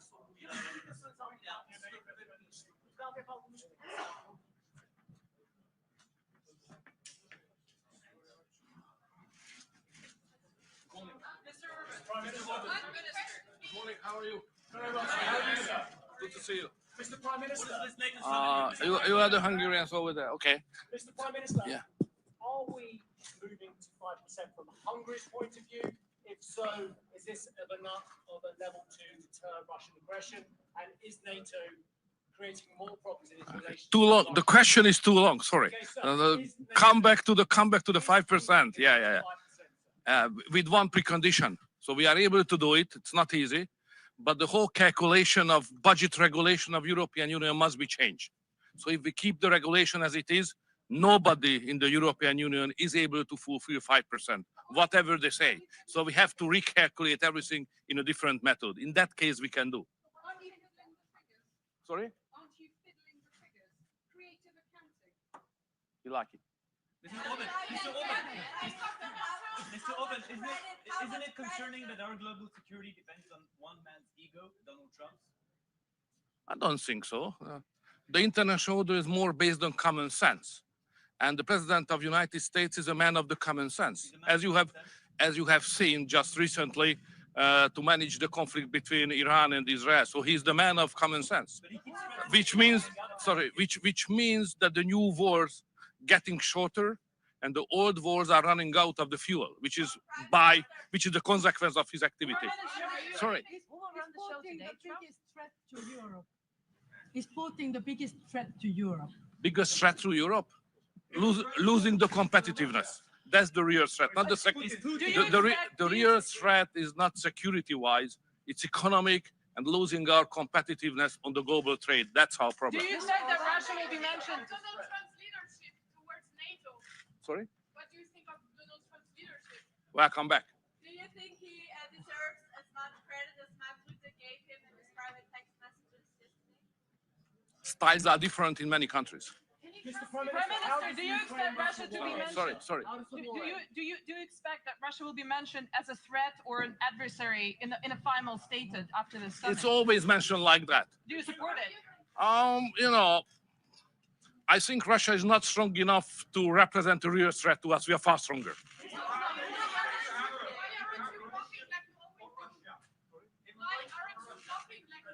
Blocking what? No, we don't block it.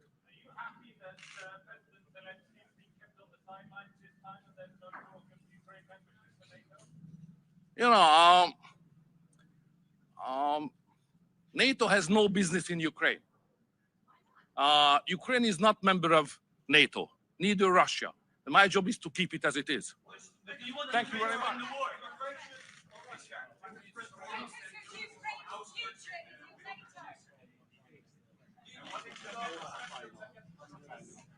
Good morning. It's always good to talk after Victor. First of all, I would like to say that this is a very important meeting, and this is not about the technical details or about the decisions of secondary importance.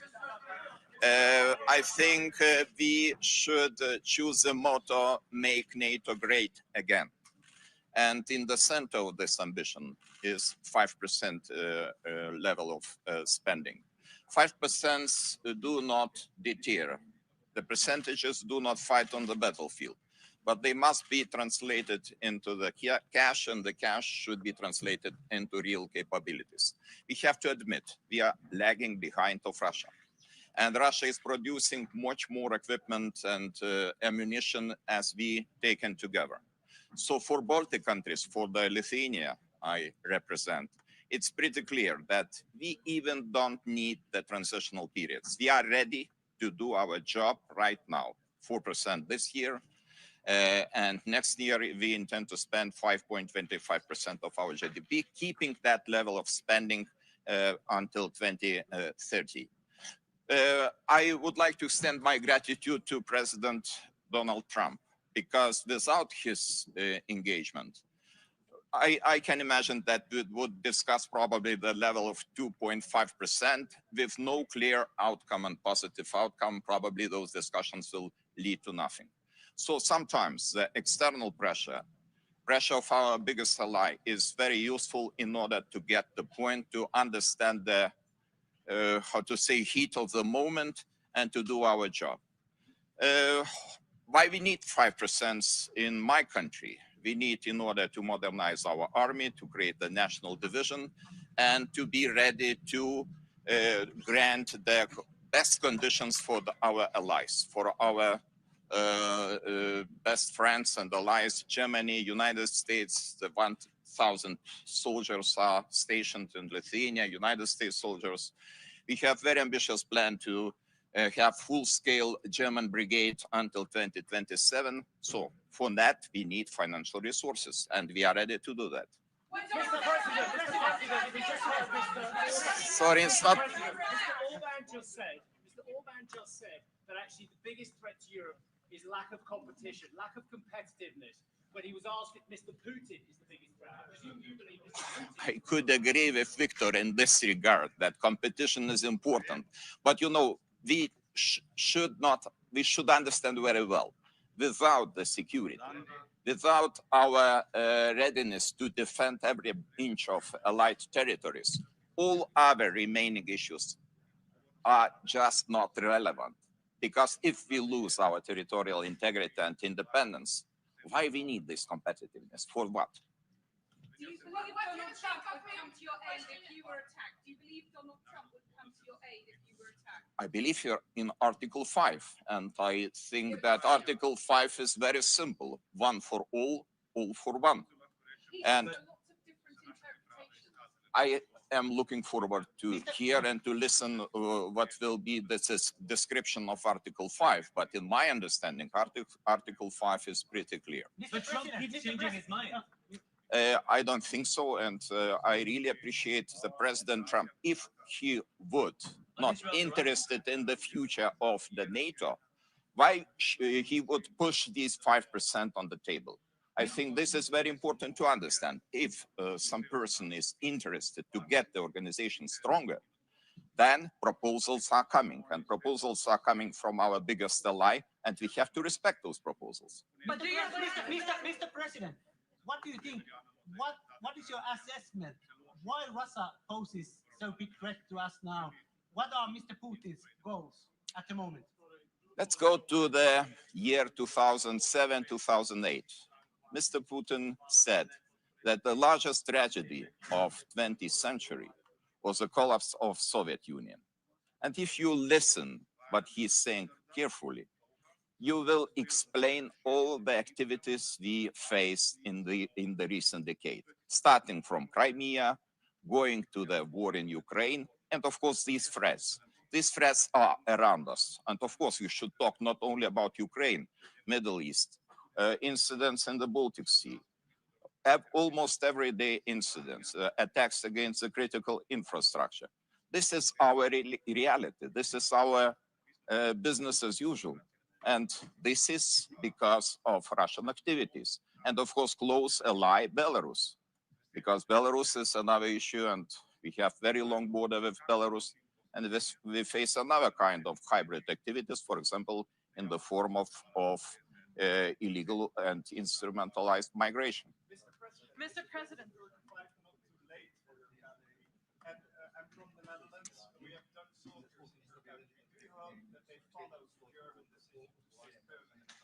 We appreciate very much your contribution, because this is integral part of EFP troops in Lithuania, and we all are working as a one strong power. 2035, of course, looking from our perspective, it is too late, because as I mentioned, we are ready to spend immediately 5%, and we would be happy to see that our allies, our partners, we are ready to do the same. But you know, NATO, like the European Council, is the organization of the consensus.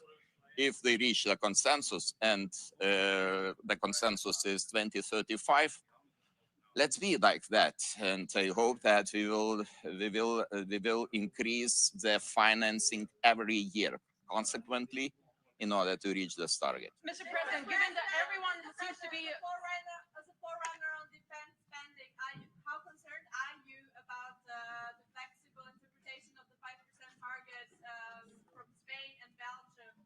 Do you think this can actually jeopardize the declaration? I read the sentence. Allies are obliged to spend 5%, 3.5% on the core defense spending, 1.5% on additional and infrastructure spending, and to do that until 2035. And I cannot see any interpretations in the text. We all are obliged, and this is our common duty, to do the best. We should just make organization capable to withstand the pressure, not necessarily only the pressure of Russian Federation, but also the pressure of some other hostile nations. So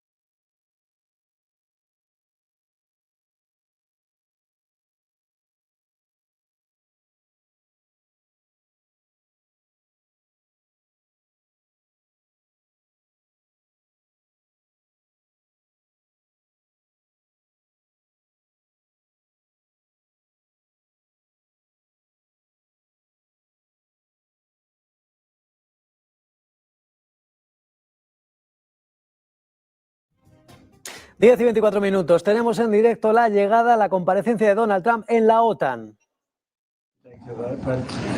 I've been asking them to go up to 5% for a number of years, and they're going up to 5%. That's a big, from 2%.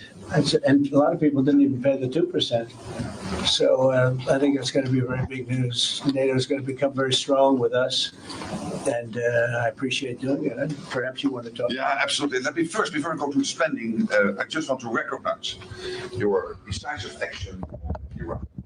Thank you. You are a man of strength, but you're also a man of peace. And the fact that you are now also successful in getting this ceasefire done between Israel and Iran, I really want to commend you for that. Thank you. And I think this is important for the whole world. Then on spending, it's absolutely true. I want to state here, without President Trump, this would not have happened. In 3 stages. When you became president in 2016, 2017, you forced Europeans and Canadians to pay more. At this moment, the result of that phase is 1 trillion extra aggregate defense spending by the Canadians and the Europeans. Then came phase 2, when you became president in January last year. Phase 2 is that all the countries not yet on 2% have now committed to the 2%. This is the old goal from Wales in 2014. 7 were not on 2%. Some were saying somewhere in the 2030s. Now this year, all of them, including Canada, including Italy, including Belgium, they have all now committed to the 2%. And now comes the big splash. Today, we will decide to go to 5%. We have to keep ourselves safe for our adversaries, but also because it is fair to equalize with the United States.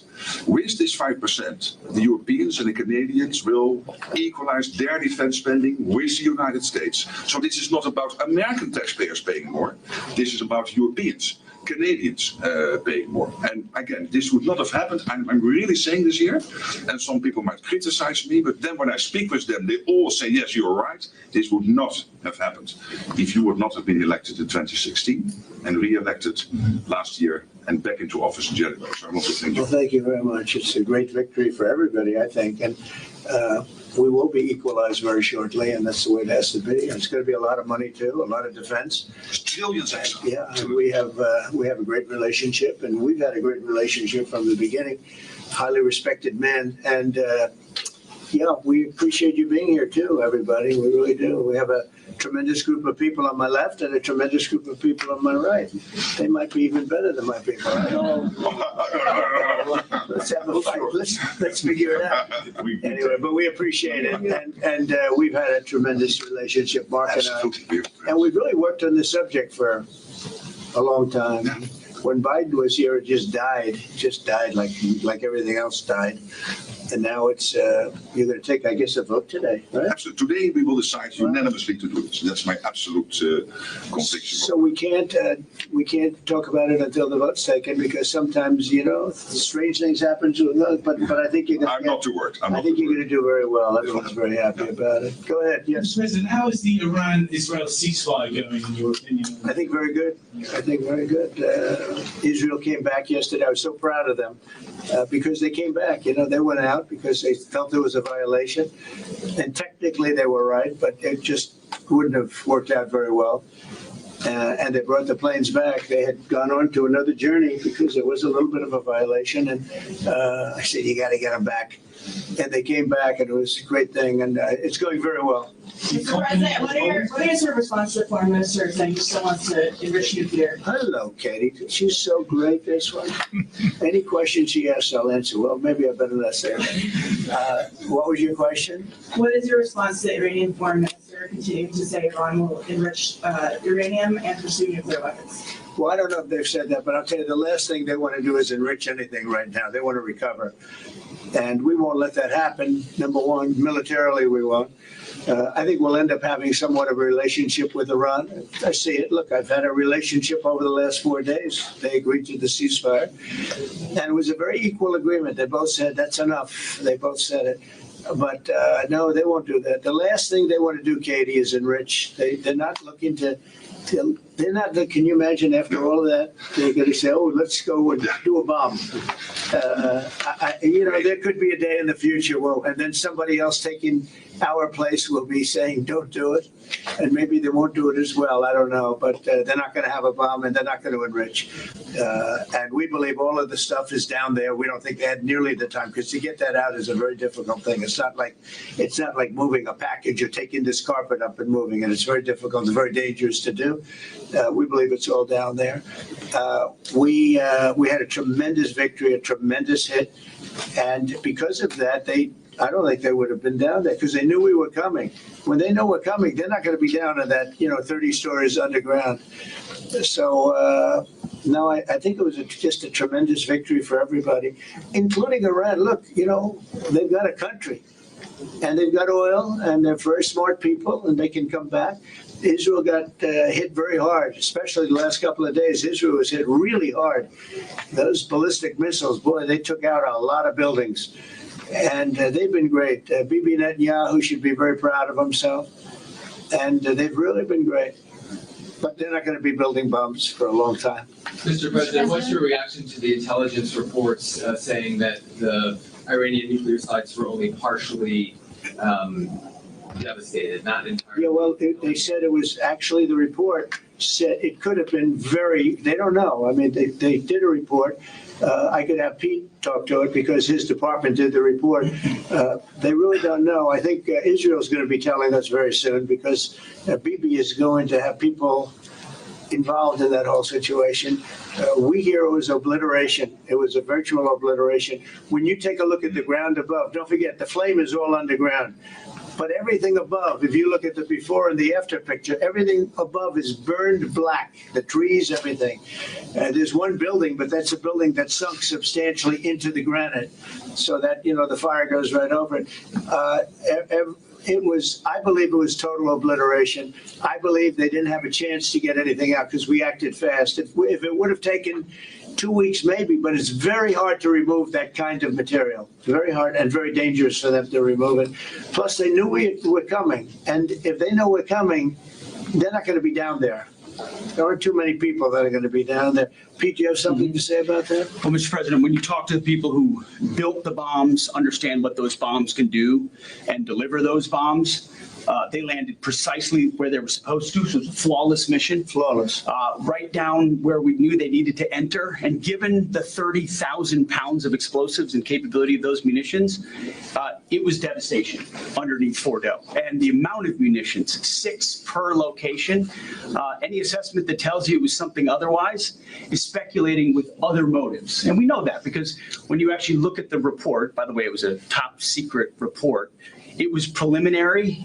It was low confidence. All right. So this isn't, you make assessments based on what you know. They said it could be very devastating, very serious. Moderate to severe, and we believe far more likely severe and obliterated. So this is a political motive here. Is there a leak investigation? Of course, we're doing a leak investigation with the FBI right now, because this information is for internal purposes, battle damage assessments, and CNN and others are trying to spin it to make the president look bad when this was an overwhelming success. We had a tremendous success, and this is the New York Times. I call it the failing New York Times. It's gone to hell. And CNN, which, as you know, very few people are watching. And you would think they'd do the opposite. You would think they'd want to say, this was an unbelievable success. And the thing that hurts me is it's really demeaning to the pilots and the people that put that whole thing together, the generals. That was a perfect operation. And when you look at the holes, and this was done from 52,000 feet, there was no moon, there was no light, and those 3 holes are right together. And also, and nobody talks about this, we shot 30 Tomahawks from submarines. In particular, one submarine, but that was 400 miles away.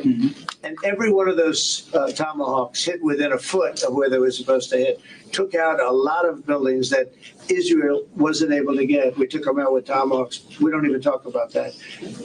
This was a devastating attack, and it knocked them for a loop.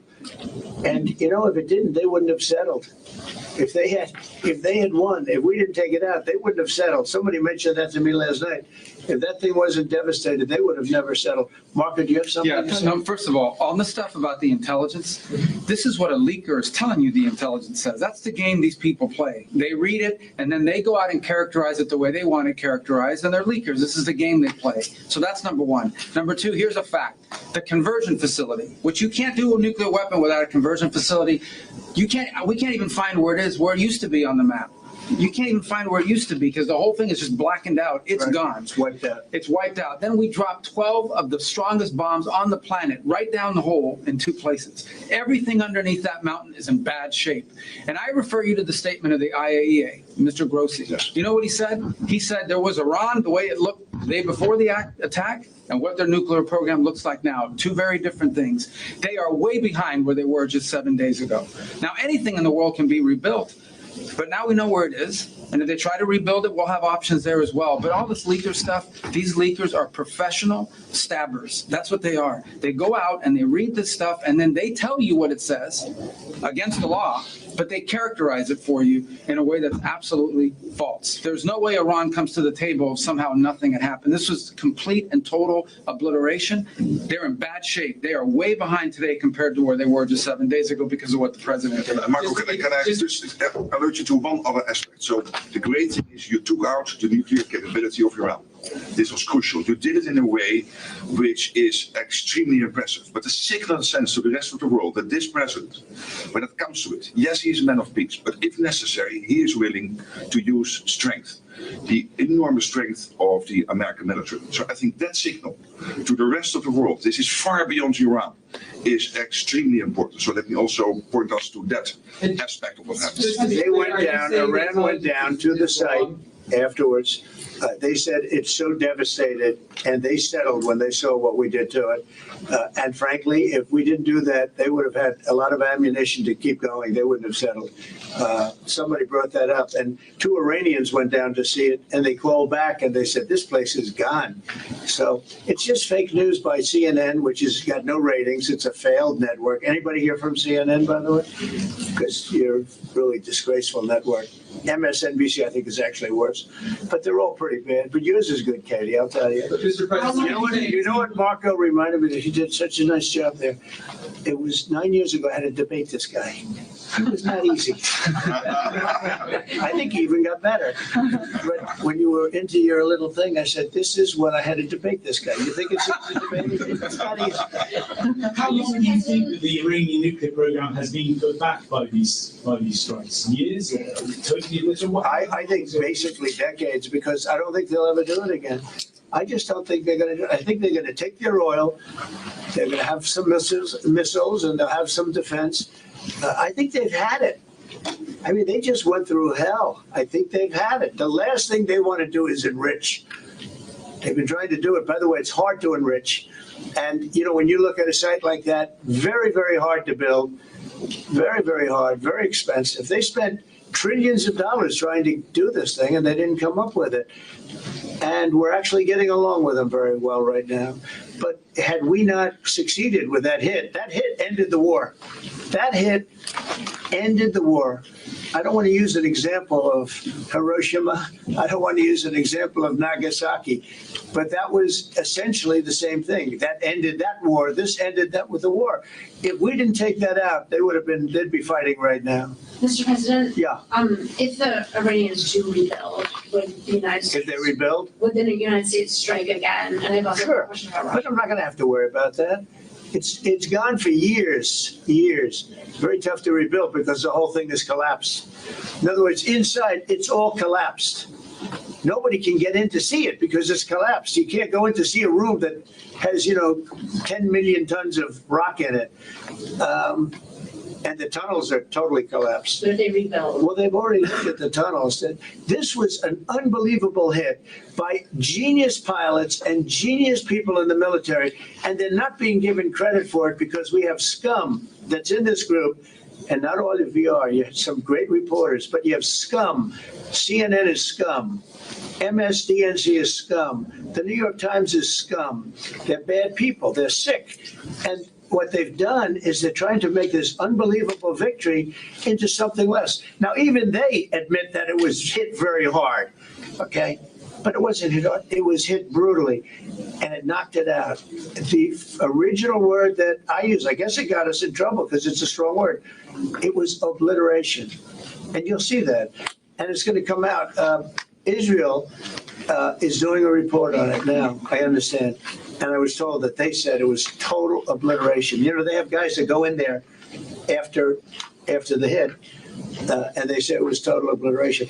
And, you know, I don't want it for me. I want it for the pilots. I want it for the military. They did such a good job. If you were in the Situation Room with me, with the generals and all of the people that did such a good job, and then they get demeaned by these idiots at CNN who can't get ratings, the place is dying, nobody wants to even waste their time going on their shows. So they form with the New York Times, who's dying also. Without Trump, you wouldn't have a New York Times. And then just changing gears to your meeting with Zelensky later today, can you give us any preview of what the two of you might be discussing? No, well, we'll discuss the obvious. We'll discuss his difficulty. He's got a little difficulty. Zelensky, he's a nice guy. I mean, I'm going to meet him today. I don't know. I assume we're going to be discussing Ukraine.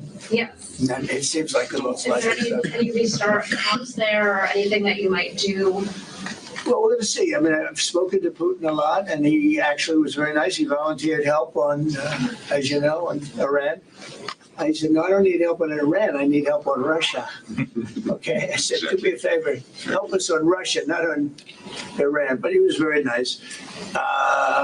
We're going to talk about that. We're going to talk. I think progress is being made. I think great progress is being made on Gaza.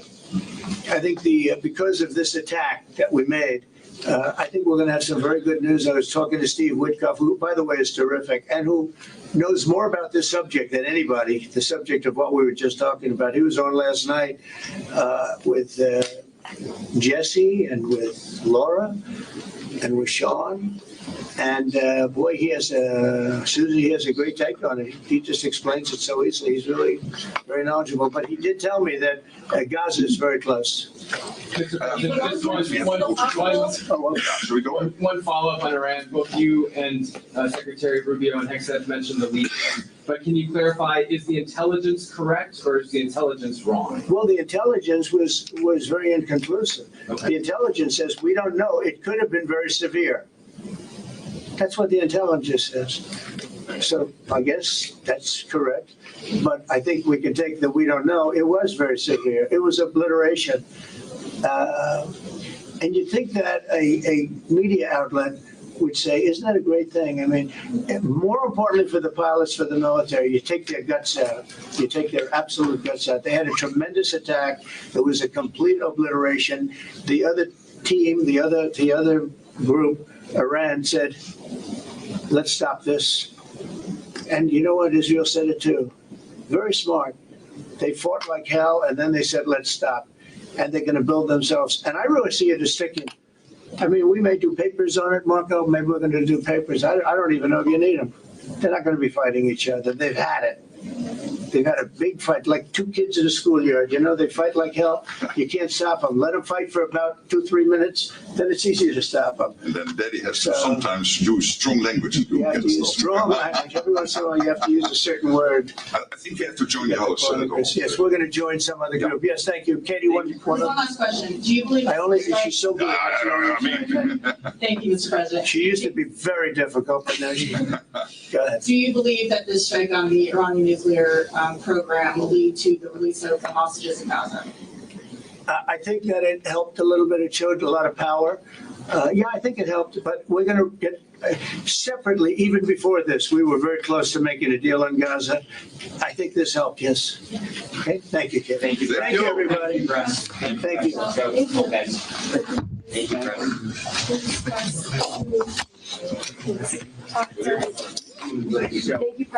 Thanks, guys.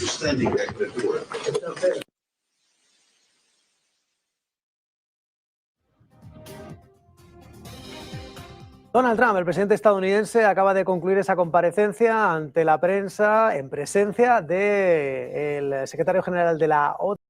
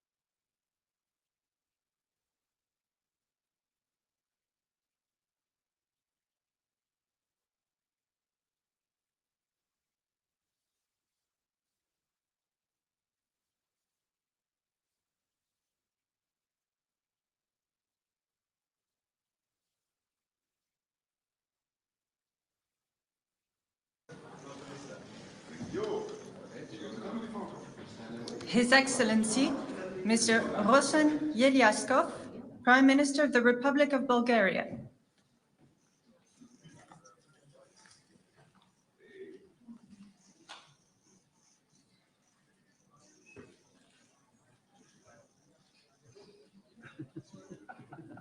Her Excellency, Ms. Gordana Silyanovska-Davkova, President of the Republic of North Macedonia.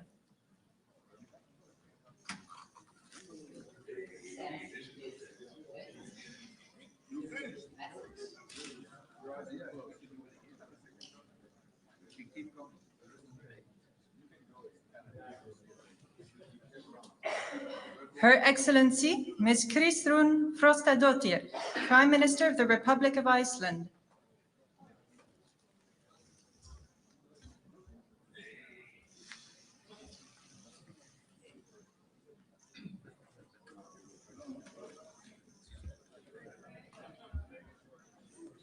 The Right Honourable Mark Carney, Prime Minister of Canada.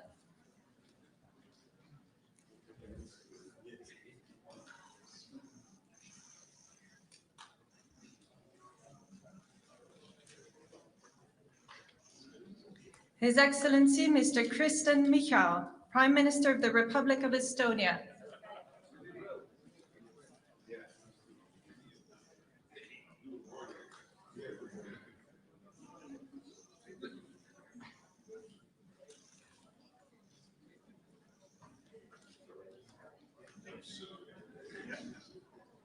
His Excellency, Mr. Peter Pellegrini, President of the Slovak Republic.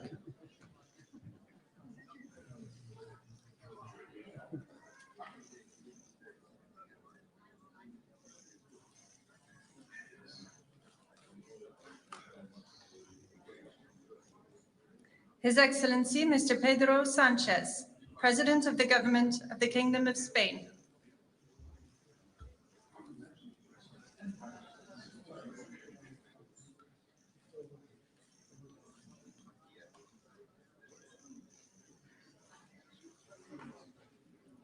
His Excellency, Dr. Robert Golob, Prime Minister of the Republic of Slovenia.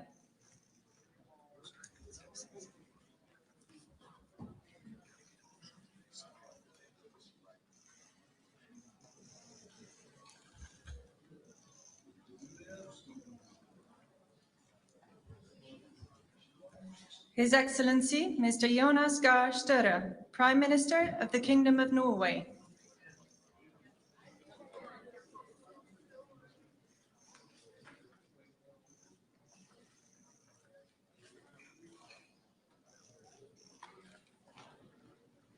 His Excellency, Mr. Edi Rama, Prime Minister of the Republic of Albania.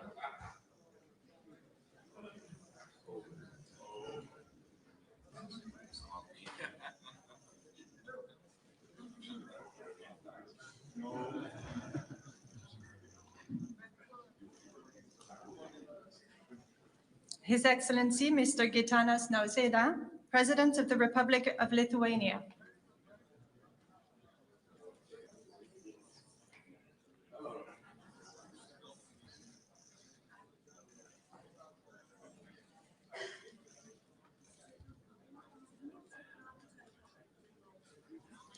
His Excellency, Mr. Andrzej Duda, President of the Republic of Poland.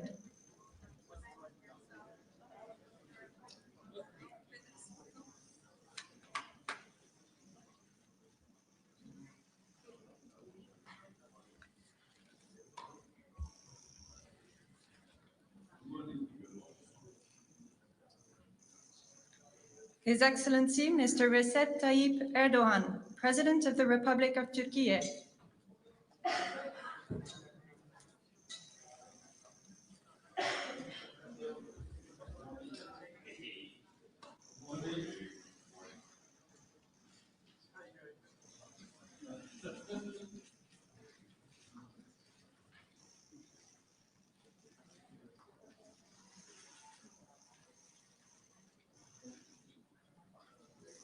His Excellency, Mr. Edgars Rinkēvičs, President of the Republic of Latvia.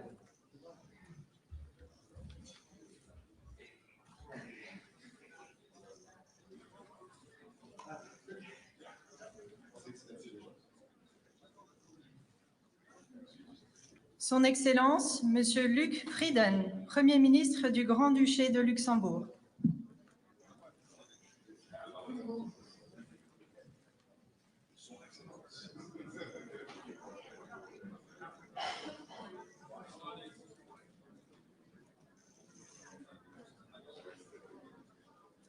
His Excellency, Mr. Luis Montenegro, Prime Minister of the Portuguese Republic.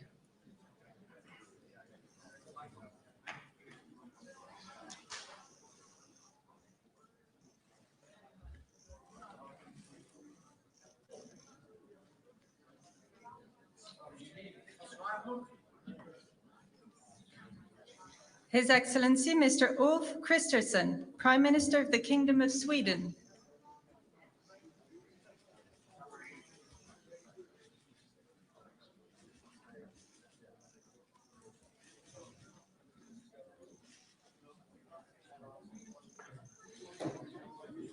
His Excellency, Mr. Jakub Milatovic, President of Montenegro.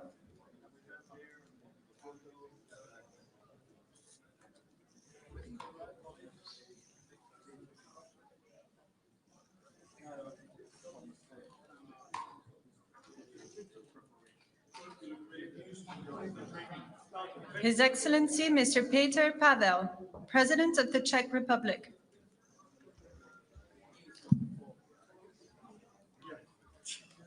Thank you for that advice. Just as I'm going up. We'll trip you through this and we'll have an insurance that makes things go. His Excellency, Mr. Nicu Jordan, President of Romania.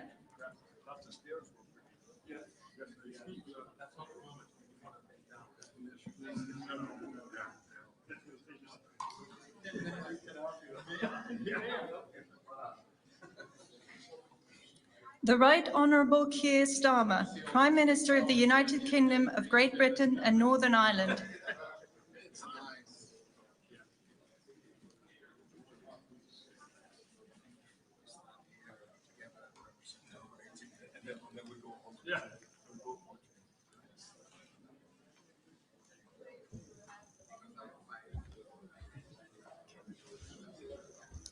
His Excellency, Mr. Kyriakos Mitsotakis, Prime Minister of the Hellenic Republic.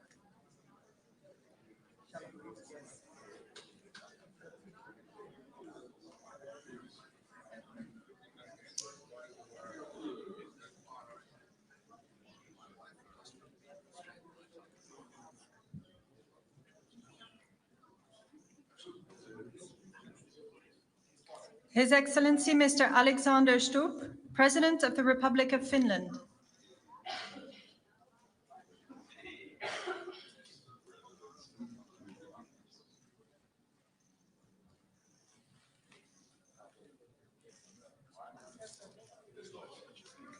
His Excellency, Mr. Friedrich Merz, Chancellor of the Federal Republic of Germany.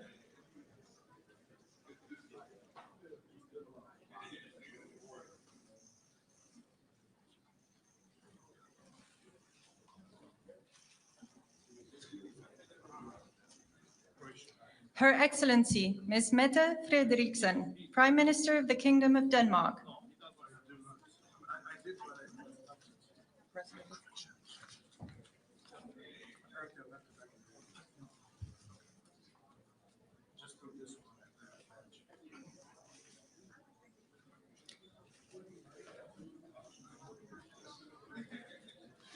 His Excellency, Mr. Zoran Milanovic, President of Croatia.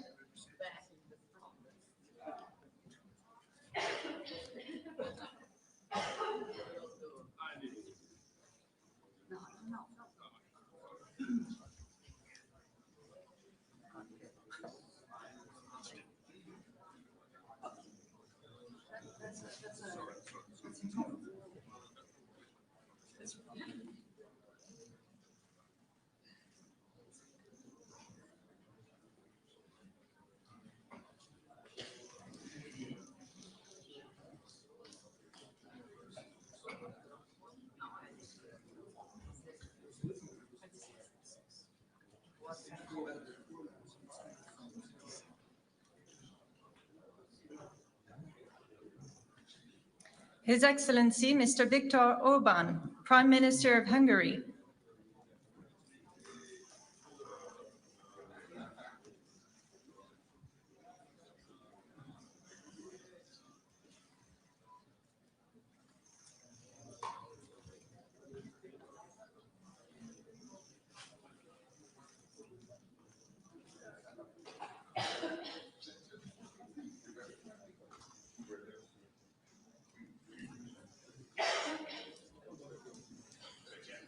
Her Excellency Ms. Giorgia Meloni, President of the Council of Ministers of the Italian Republic.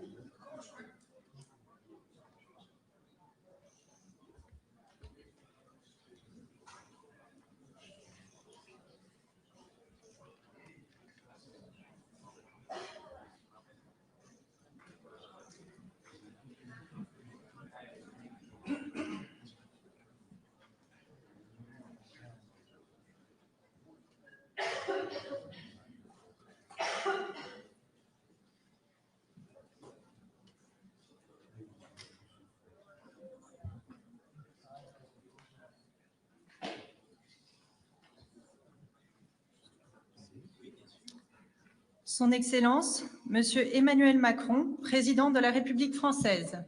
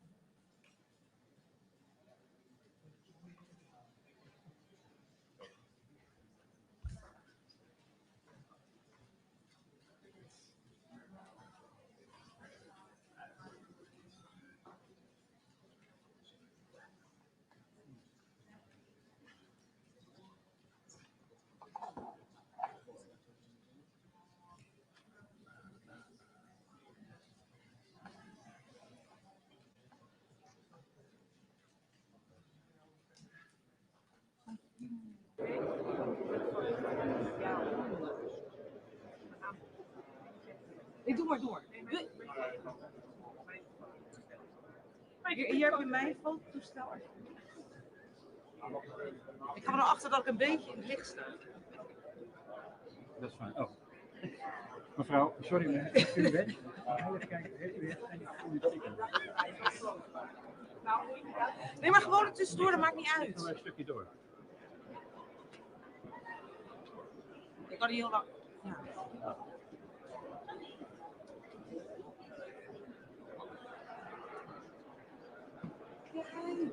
Doe eentje alleen met Valerie nog.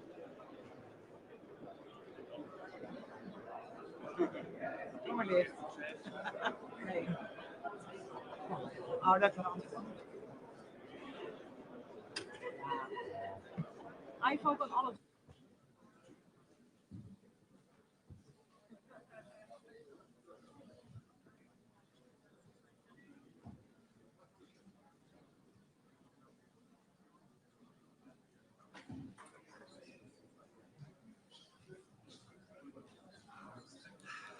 The Honorable Donald Trump, President of the United States of America.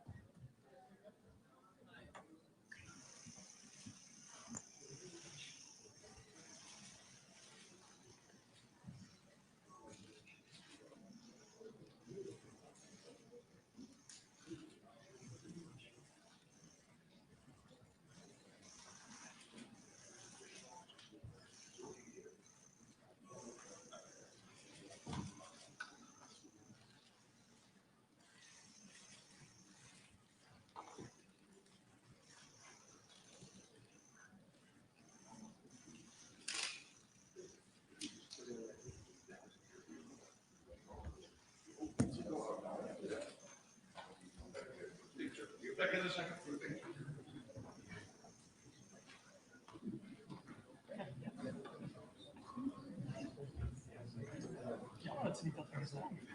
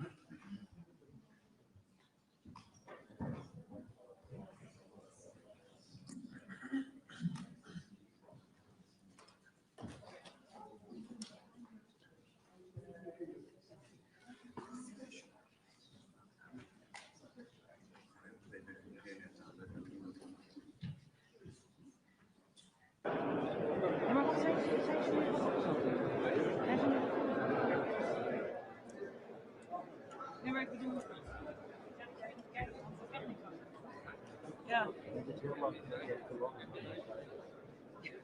Ja, we wachten gewoon dus. Even kijken. Wij komen er nu aan. Schrijf Martijn 25 minuten. Ook voor de opslag. Ja, ik ga het. Ja. Doen we nog even de persco? Hoe lang blijft u Korte week. Ja, nou, we staan lang genoeg. Hè, maar ik zie natuurlijk in principe op het moment dat het zit, dan zie je het. Oh, dat ja, dan moeten we. Ja, dan. We hebben nog een paar weken. Ja, want daar zit ik ook van. Iedereen zit. En dan kan ik een overzichtje maken en even er doorheen. Dat is toch? Ja, fijn hè?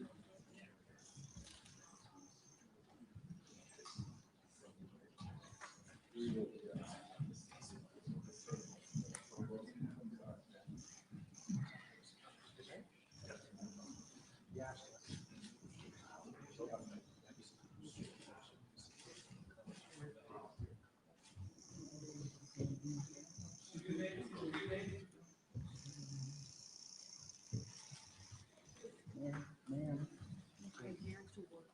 Can you please tell me if you got a screenshot? Can you see it?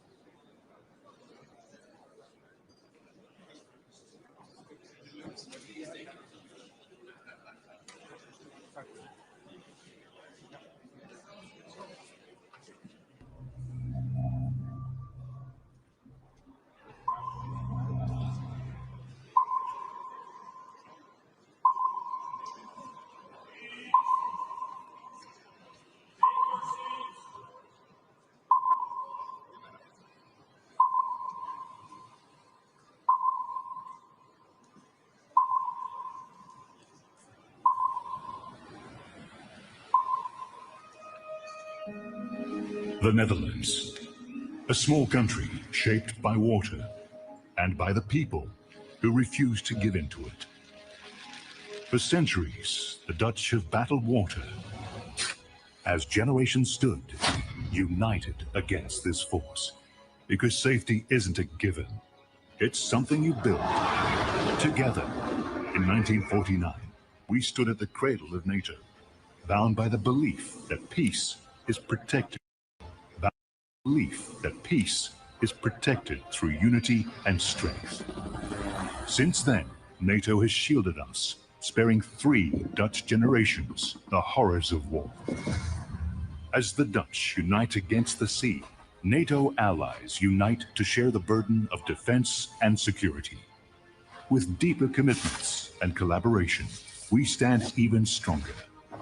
Backed by partners around the world, 32 nations stand as one.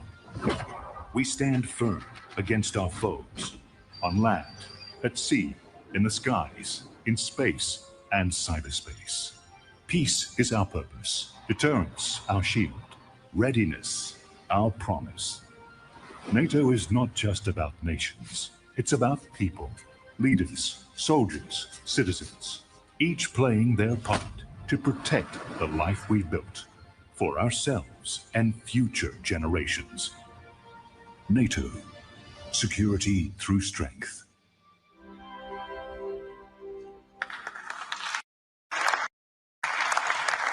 So, good morning. Good morning to you all, and welcome to this leaders session of the North Atlantic Council. We meet at a dangerous moment for our 1 billion citizens. Russia's war against Ukraine rages on. An assertive grouping of adversaries seeks to divide and challenge us. There's war in the Middle East, terrorism poses a persistent threat, and new technologies bring opportunities, but also many serious security challenges. In the face of this, we stand together, united in NATO, the most powerful defensive alliance in world history. History has shown that North America and Europe working together is a winning combination. Our adversaries know this.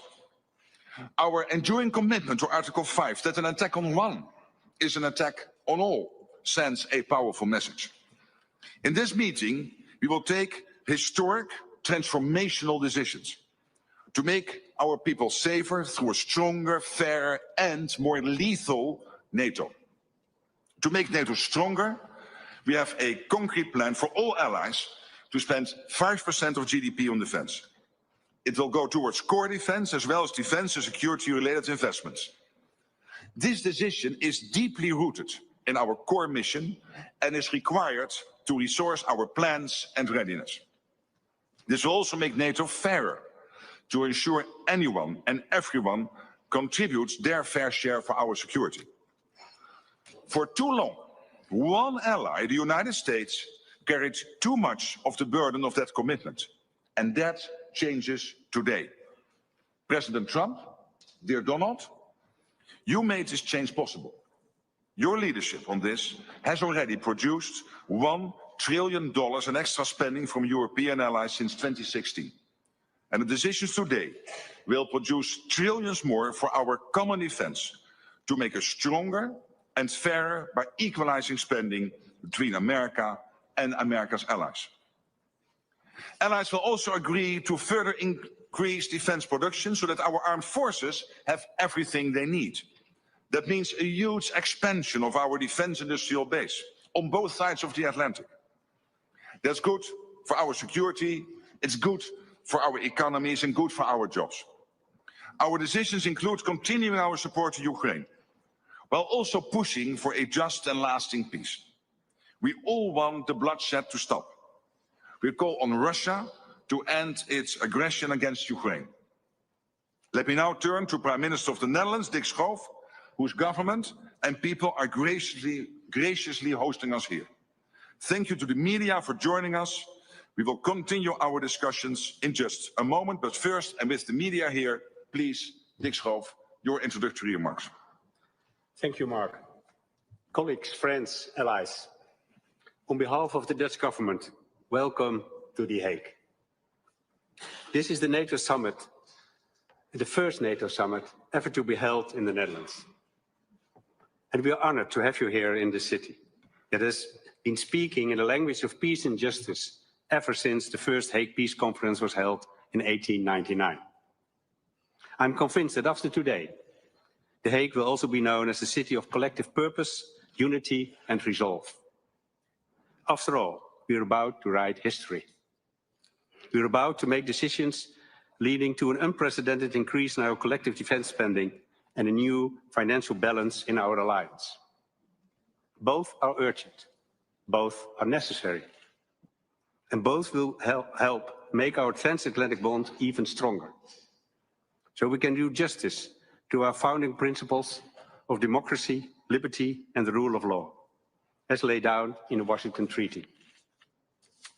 The last NATO event held in The Hague was a foreign minister meeting in 1989, just as the Iron Curtain was beginning to break apart on the eve of the Cold War's end. And for a period, we hoped and believed that relations with Russia would continue to thaw.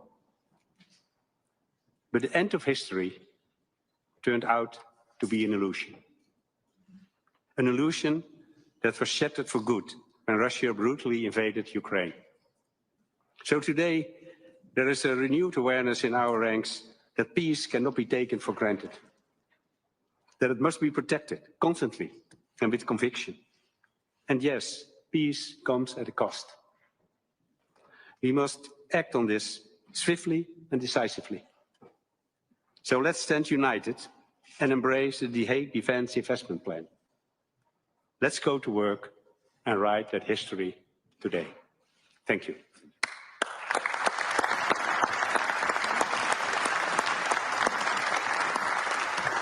So thank you for the media for joining us, but in the spirit of democracy, I have to ask you to leave the room now. Thank you.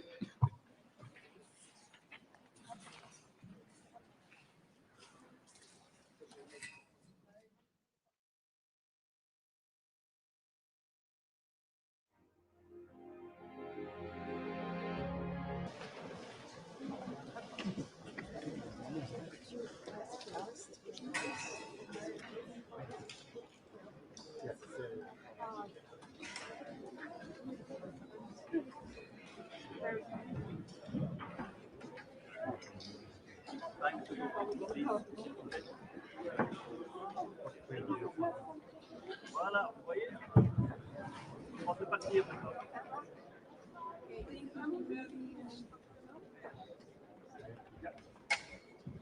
Yes, let's go. Yes, thank you. Not to go, sir. Yes. Sorry? Then do it. Yes, I understand. Which way we lead? That way. Zoals daar moeten Sorry, everybody, you can leave that way.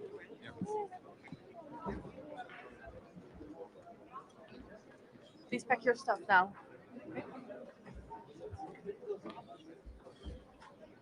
Yeah.